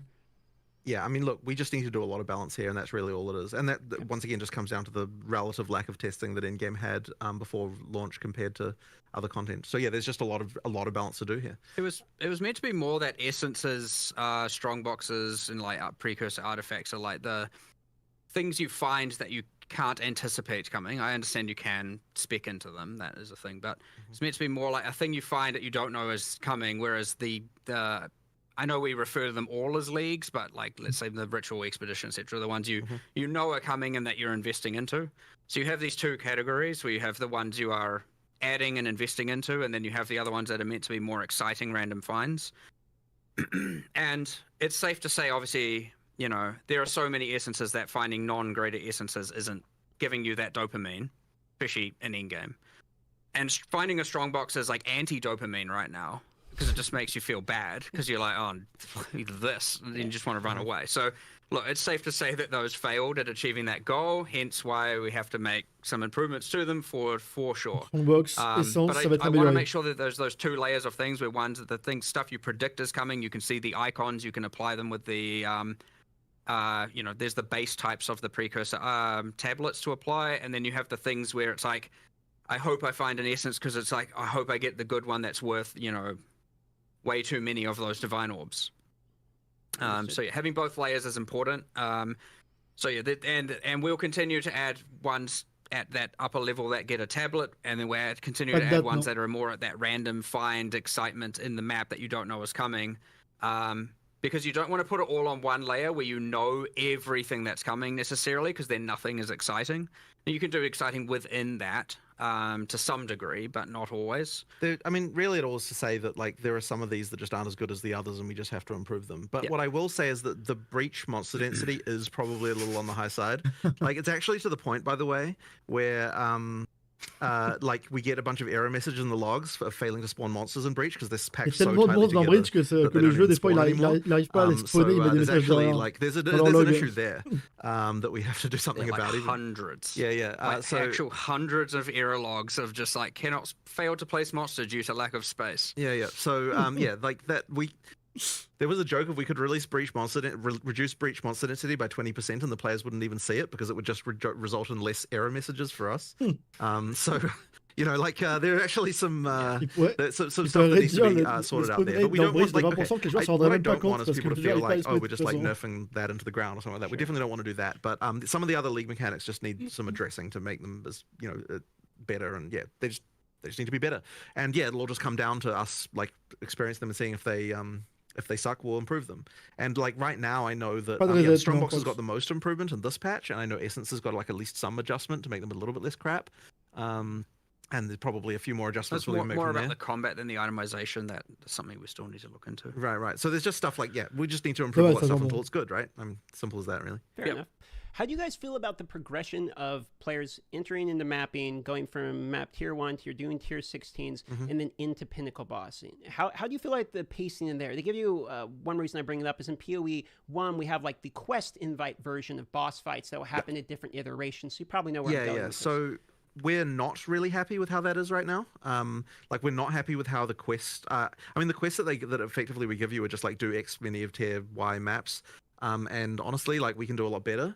That's kind of a larger. It's something that I would have loved to be able to just solve instantly, but like it does need some more work. And I think there's a few different areas of this. So one of them is that like just the way the progression feels just isn't as good as PoE 1 in some way. That's kind of slightly hard to define. Like in terms of just like the feeling of like the progress you're making just isn't quite right.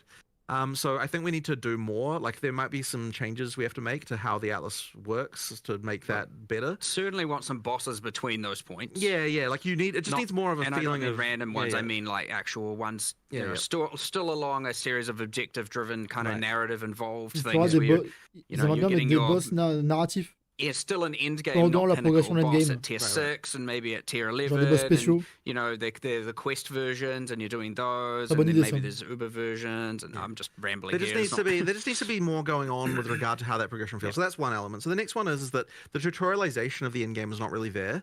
Like we need to do more around this so that like it actually sort of eases you into endgame a little bit better as far as like if you're a new player, like we kind of just throw you in the deep. Like we fixed a lot of things about the introduction to the game through the campaign, but then you get to endgame and it's kind of like we don't really do enough to kind of really ease you in there, I would say. And then I did have a third point, but I can't remember what it was now. There was something about that. Oh yeah, that's right. And it sort of ties in a little bit to what I was. This kind of was covered a little bit with what Mark was saying just a second ago. But like the way that you progress through the tiers, like you can go through the tiers too quickly and then you kind of get left behind with like what rewards you should be getting, and like in order for us to fix that we kind of need to make each tier more meaningful with regard to what you have to do there and what's going on. So there'll probably just be more there at endgame just to kind of make it feel like more of a progression and more of a and that can include more storyline elements and more things like that. There just needs to be more basically just there to make that progression feel better. The game does take a bit of a turn suddenly when you get to endgame of like it doesn't really feel like it really does feel very different. Là, c'est assez beau de décoffrage pour le moment. To endgame, and as I said, it's just a matter of sort of easing that transition, making that a little bit better, and smoothing out that more for sure. I want to hone into 2 points here, because you talk about it feels like a different game, sort of a different sense of progression at least. As you go from campaign into action. This is a question we're going to ask later, but it seems a good time to ask it now. Is that intended? And do you like that as a design principle? Because I've seen people say that they really like the campaign, and me myself, I like the difference, but I've seen people state that they really enjoy the campaign pacing, then they get to maps and they feel like it starts blasting, it's almost a different game at that point. So I think the audience would love to know how you feel about that difference. La campagne et l'endgame, ça c'est une bonne question ça. You do actually, I mean, you do need to get to the point at some point where you feel incredibly powerful. However, I would say that there is like a bit of a switch flip right now that's kind of not quite right. Like there's definitely something that ain't right going on there. Well, there's two. There is the character power side. I mean, a lot of people are getting to endgame. Excuse me. A lot of people are getting to endgame and they aren't just becoming gods all of a sudden, right? A lot of people are struggling and falling off and can't sustain maps and are dying. And, it's not like you get to endgame and all of a sudden you're ultra powerful.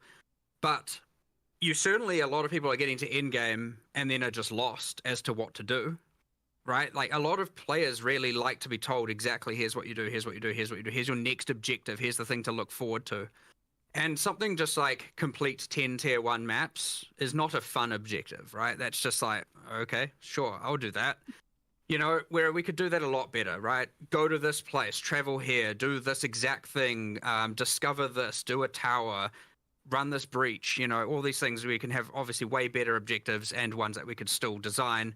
And you're getting your passive points for each, and you're like, okay, the next thing it wants me to do is this exact thing, not just, I've completed my 10, now it just wants me to complete tier 2 maps. I see. I'll just keep going. Sure. So there's no like, whereas the campaign's very stories like go kill this boss, get here, and you got NPCs talking to you and everything. And then all of a sudden it's just, now I'm killing stuff, ticking up this ticker.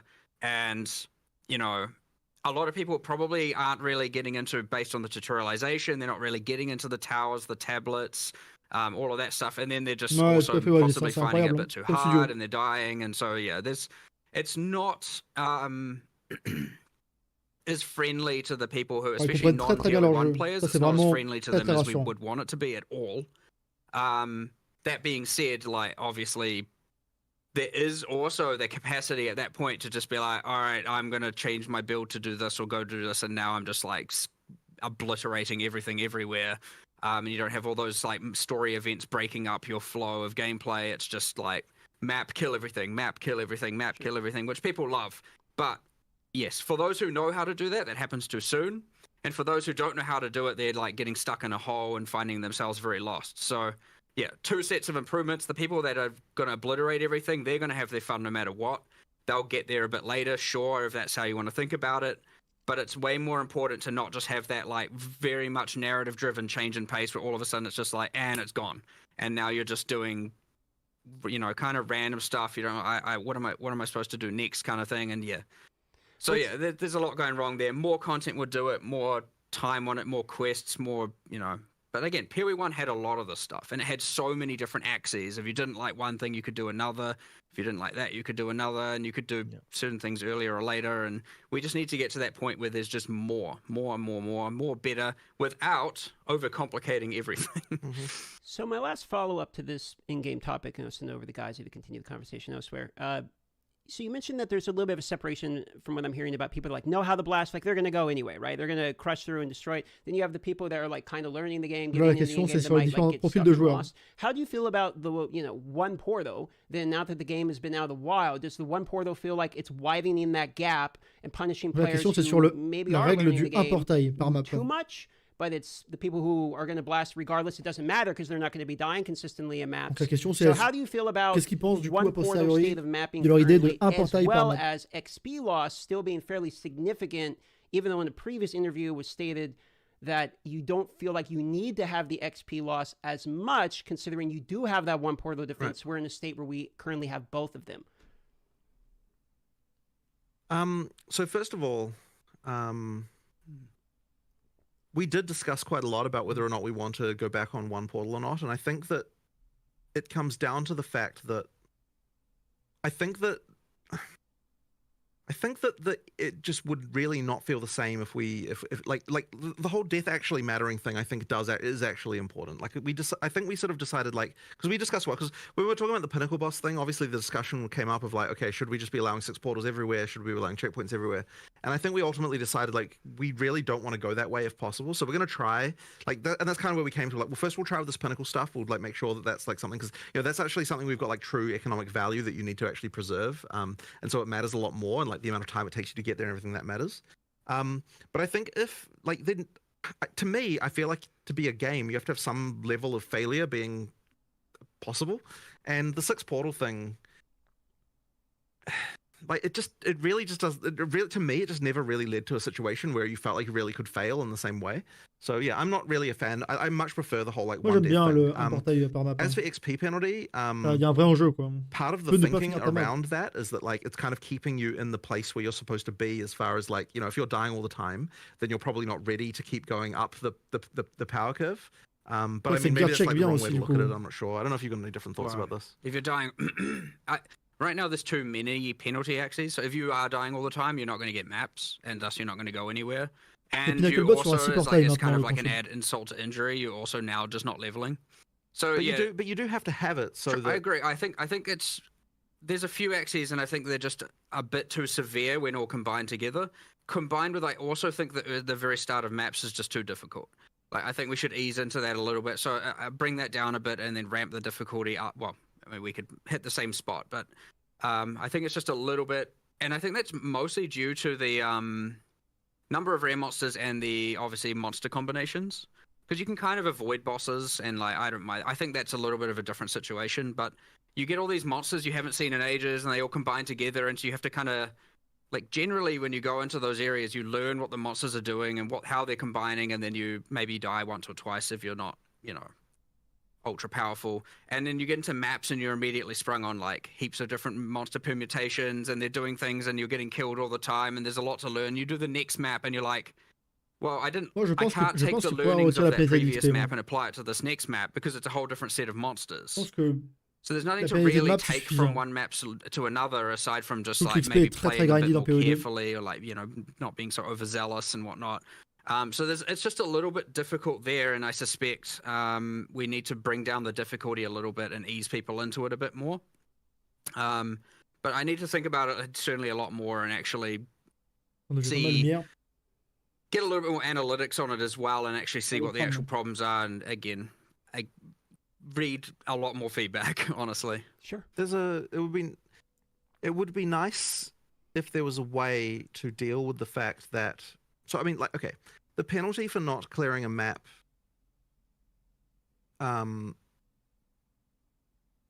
We remove the extra content from the map, and it would be nice if you could just spend another map and still be able to do that content. But unfortunately, that isn't possible. Like, so for example, if you failed on the boss, then you just spend another map and then you can fight the boss again and do that whole thing, right? Like, that would be nice if that was the case. But unfortunately, we can't do that because it would open up too many economic abuse things where, like, you fail the map intentionally because you want to farm the items to the rest of the area. So it's very difficult for us to come up with a solution. Because I really would prefer that, honestly. It would be nice if we were able to come up with a solution that would allow you to redo content by spending an extra map without having to like have all the problems that being able to rerun a single map would actually cause. So yeah, like I sort of wish I could come up with a thing for that. I personally want to keep the one portal and adjust the other axes and see how that plays out before compromising on the one portal. But yeah. It's a bit tricky. It certainly is the case. We have discussed this so many times. Like, it's come up, and before we released it, it's like people are going to definitely complain about this, and we're like, we know, and we haven't found the solution. It's a common question. Had to ask. Yeah, I understand. Fair enough. Yeah. So now there's a lot more people. Well, now there's a lot more feedback and a lot more people. It's much easier for us to get the specifics on how we could get it right. Like, for sure. Not to say it's now trivial to do. It's still hard. But there's a lot more information there for us to be able to, take less of a shot in the dark, so to speak. So I would expect some changes. We'll have to wait and see. So we're cutting it a little bit tighter because we have a lot of questions. So I'm going to try to speed run as much as we can because there is a section that I care very much about. It's minions. Les minions, on s'en fout, there, ouais. Okay? On s'en fout. Let's just dive into Pas tellement ça qu'ils nous intéressent ce soir, je pense, c'est qu'ils sont sur les minions. Même si je sais que ça tient beaucoup à cœur à Gadzi. Poison, for example. So the question is, what's your feelings around it on a hit, as it scales on hit, opposed to its dot scaling, which we have a bit different scaling in PoE 1, because now it's based off the actual hit you're doing, which was taken away from PoE 1. So what's the reasoning behind this, and what's your thoughts on it? Je suis d'accord, Vincek. Now that one. Well, I can't remember the history of PoE 1 too much, but I understand the difference. I mean, I personally prefer that the heavier the hit, the more the dot. The issue we run into is, of course, then you just get... It's either balanced around the extremely hard heavy hitters, and everything else can't really scale them currently. And then you get into the thing, or you go down the PoE 1 route where a bunch of skills have ailment penalties and a bunch of them don't, and that more normalizes it so you can play any skill to do the dots. I would say I prefer the asymmetry where it's like, here are the skills that are generally better. The problem is, I'd say that, est-ce que vous êtes content que le hit scale le I dot mentioned the bleed hammer of the gods thing earlier, where it's just now the bleed one shot. Parce que ça intéresse peu de personnes, enfin, quelques personnes sans doute, kind of situation, so there's a whole bunch of balance here to get right. C'est assez aux FTR, je trouve. I don't want it to just be like, well, il peut faire un post sur le forum. I don't want it to be like you can play any build and bleed. You should have to have some combinations, and there's more mechanics and more things we need to add, or more unique items and all of that stuff. Specifically, it's tricky because, generally speaking, when we're doing first pass balance things, I really like to avoid. I like the bumpiness where we've got like different skills being better at different things, and I really don't like it when we end up in a situation like, for example, in you've got the whole like damage effectiveness on spells in PoE 1, and it's like, this is a thing you do to solve a balance problem. Les questions qu'on vous donne, genre sur this is unrelated to stash maps Ailments, qui but like I'm arrivent, saying, it's just another example sur of those things where la like, question des ascendances, du fait que la troisième, quatrième ascendance, c'est vraiment dur pour beaucoup so de we have gens. to do this like sledgehammer to it. We're like, okay, we're gonna go and we're gonna normalize everything. C'est And ça I kind of hate que that les gens kind se of thing, posent and en I fait really comme try to question. avoid it Les wherever we joueurs, enfin can. les And it's kind of one of those tous les annoying nouveaux things joueurs where qui as arrivent sur games PoE, get c'est ça la like, question qui se as you pose. do more and more of this balance stuff, you kind of end up with more of these kind of normalization C'est pas, est-ce procedures que that le go dot on. scale le hit, et qu'est-ce que vous en So it's pensez? nice if we can find ways to avoid it if we can. Ça, je veux And pas that's dire kind qu'on of why s'en I like branle, to try and mais pitch everything. Like we pas loin, started quoi. with in PoE 2 with a lot of things having like going back on a lot of those sort of normalization procedures we did from PoE 1, and ideally we would be able to find different solutions that don't involve having to do that. But yeah, it's one of those things that I worry we might still having to do some of that stuff in order to fix problems. But ideally, we can avoid it, and that's kind of why we went back on some of those normalization procedures with PoE2. So one point, just real quick here about bleeding in particular, because you're talking about bleeding. Since you can't bleed on energy shield, bleeding style element builds are basically disabled against energy shield types of mobs. So feelings on that? Is that something? Bleeding sur l'énergie shield, mais qu'est-ce qu'on s'en fout? Enfin, je veux dire, c'est intéressant comme question, mais c'est vrai que bon, là il reste 10 minutes d'interview, on pourrait peut-être poser des vraies questions, quoi. Bleed on energy shield, for instance. I thought that I don't think that's even true. I thought that the thing with bleed was it's supposed to bypass energy shield. It does, but you can only apply a bleed if the hit deals damage to the life pool. So if you're playing CI, you're essentially immune to poison, and bleed. I will take your word for that, but if that is how that works, that is not how that is meant to work. Yeah, I only say this because yesterday I heard someone upstairs talking about this and going like, people are just wrong. You can apply bleed to energy shield. Look. Qui dans le chat s'intéresse l'histoire de est-ce que le bleed c'est fort contre l'énergie shield ou pas fort? If that is how that works, that is like bleed was actually supposed to be like an anti-mage mechanic, not a like as in like you can bleed someone past their energy shield. So that was kind of the idea there. So and I'm wrong, then Quinn has thrown me under the bus because I asked that question from him. So. Well, again, we could easily be wrong. Like it's amazing how. It also could be that it has been changed internally and not yet externally. That is another thing also. And like someone may have fixed this 2 weeks ago and we never got it live or something. Who knows? Like I'll look into it. It's not meant to work that way. All right. Moving forward here, we are on Ailments. And now we are into Ascendancy swapping is the next topic here. So these are kind of going back to conversations we've had previously in interviews where you guys were debating it and you wanted to see after the launch of the game, where do we stand? Personally, I still like not being able to swap. I know no one will like that hot take. And there are plenty of other developers here, and I remember even pitching it, and I was like, "Is this your hill to die on? Is this how what you believe?" But that being said, I still prefer that decision being ultra important, and I prefer that decision being locked in. But it's one of those ones that's really hard to rationalize why it's better one way or the other, to be honest. Like, it wouldn't be that hard to actually convince me the otherwise, because it is not the hill I would die on, that's for damn sure. But so I don't know, it's like, I have my preference.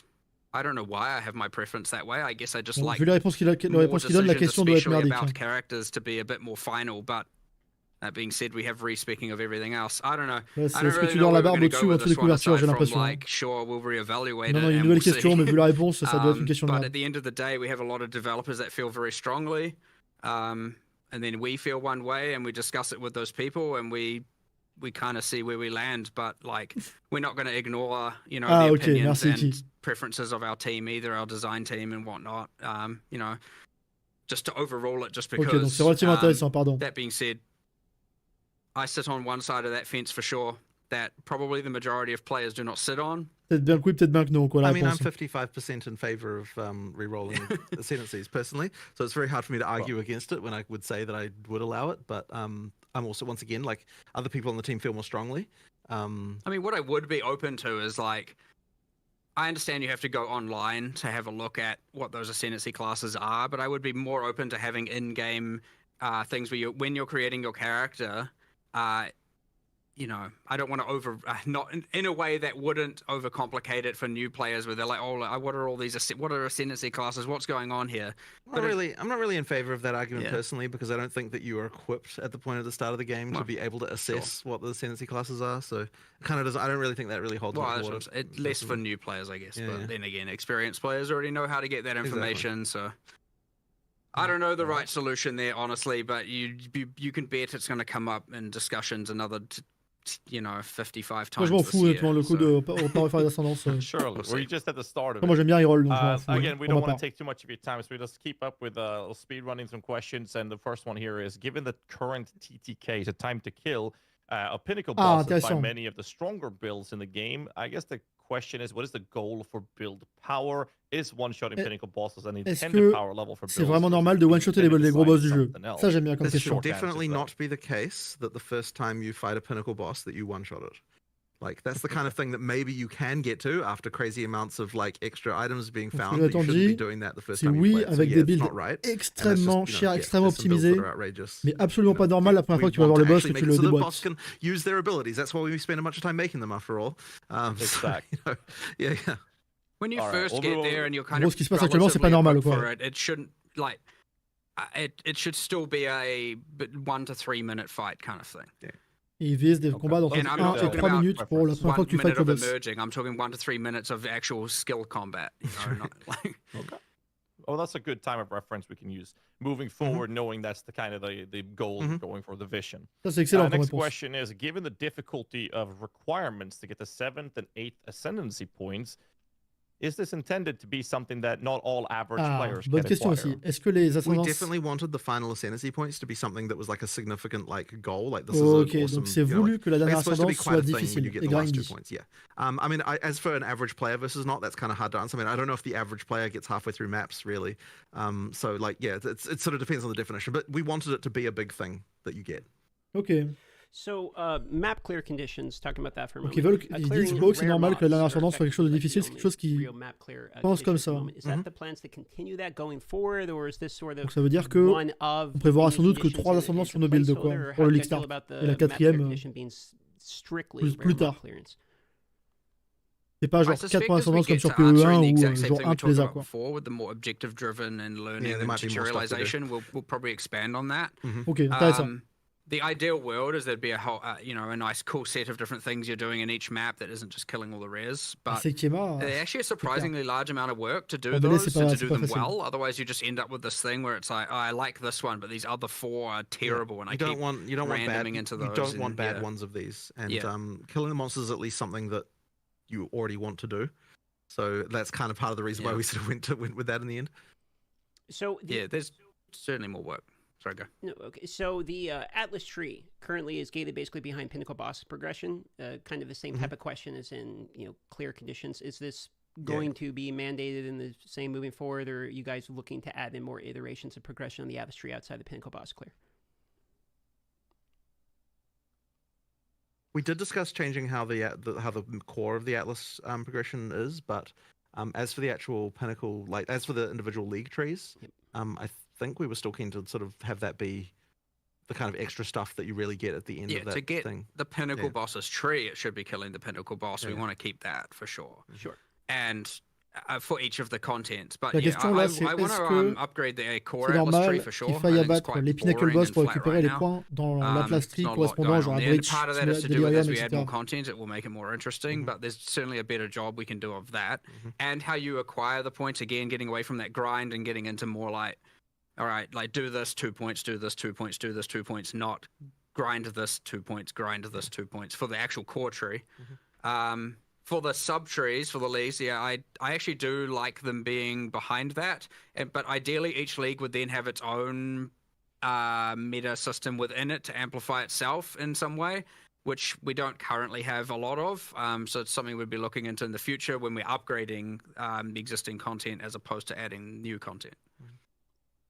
All right. I bet all of our chats have been spamming this, so I'm just going to throw it out Ouais, right c'est vrai, away. ça c'est archi bien. Je suis bien d'accord. Map tab when? That should be reasonably soon, shouldn't it?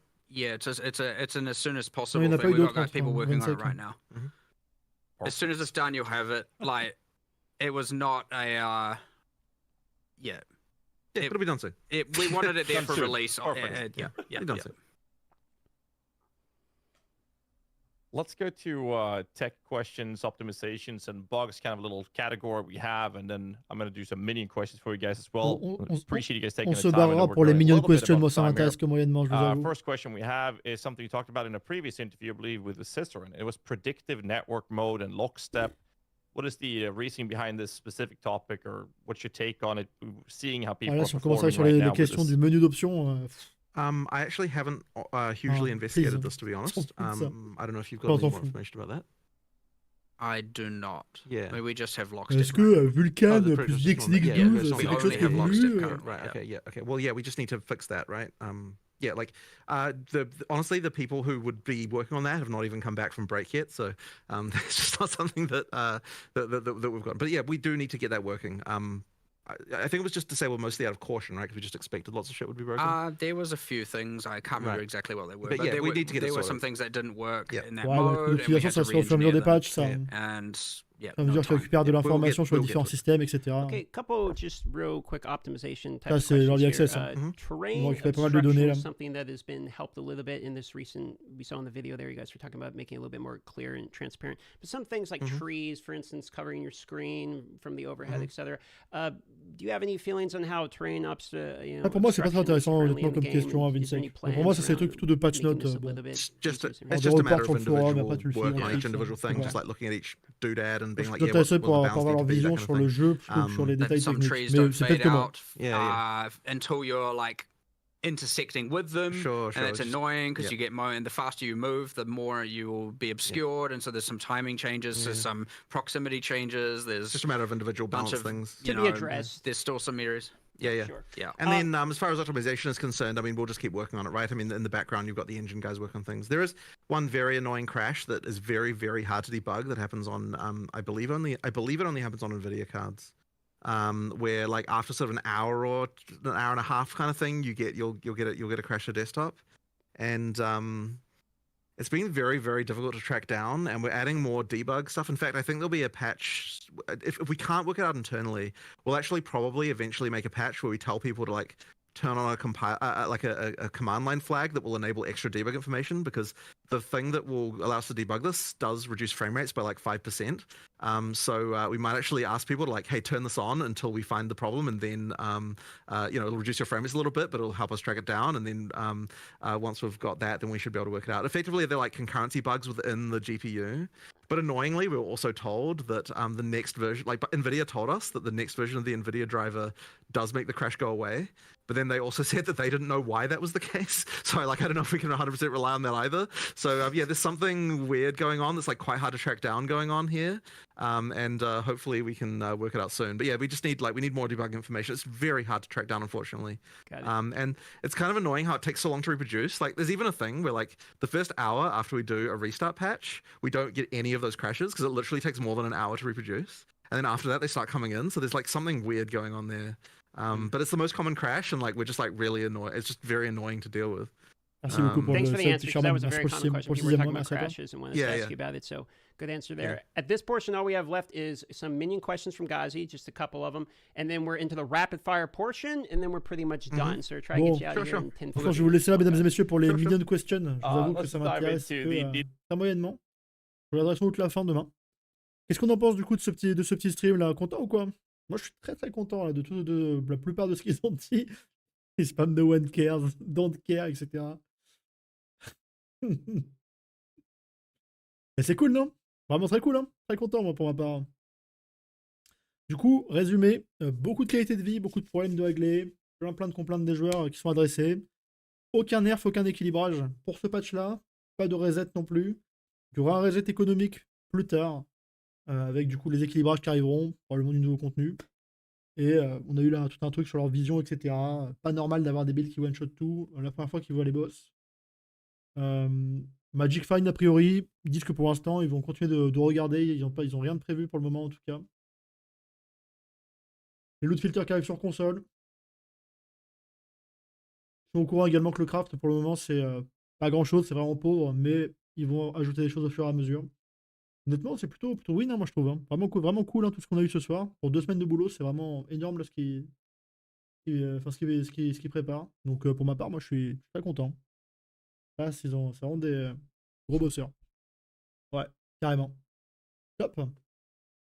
Est-ce qu'on a quelqu'un qui stream? Je vais vous envoyer chez...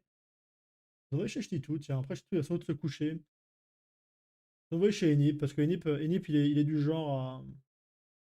Il est du genre à se coucher tard, lui. Donc, je vais vous envoyer chez Enip, mesdames et messieurs. Du coup, la rediff sera sur la chaîne YouTube, dans la section live. Dès maintenant, en fait. Vous avez raté des bouts. Et je vous ferai une petite vidéo récap, je pense, demain ou après-demain, quand je trouverai le temps. pour résumer un petit peu tout ce qui a été dit. Je pense que ce sera utile. Donc j'ai pas fait beaucoup de vidéos sur PO2 pour l'instant. Là, je pense que c'est le bon moment pour commencer à en refaire un petit peu. Et vous donner un peu mon avis sur tout ça. Mais bon, en tout cas, moi, pour ma part, très très content, là, actuellement, de ces changements. Hein. C'est cool, hein. Vraiment trop cool. Bonne soirée en tout cas, mesdames et messieurs. Reposez-vous bien. Bonne semaine à ceux qui recommencent le taf, comme moi, demain. Et on se retrouve peut-être mercredi soir. On verra si mercredi soir, je trouve un peu de temps pour faire un petit live. Ce serait cool. Bonne soirée à tout le monde. Merci au follow, merci au sub. Et puis, portez-vous bien, mesdames et messieurs. À la prochaine.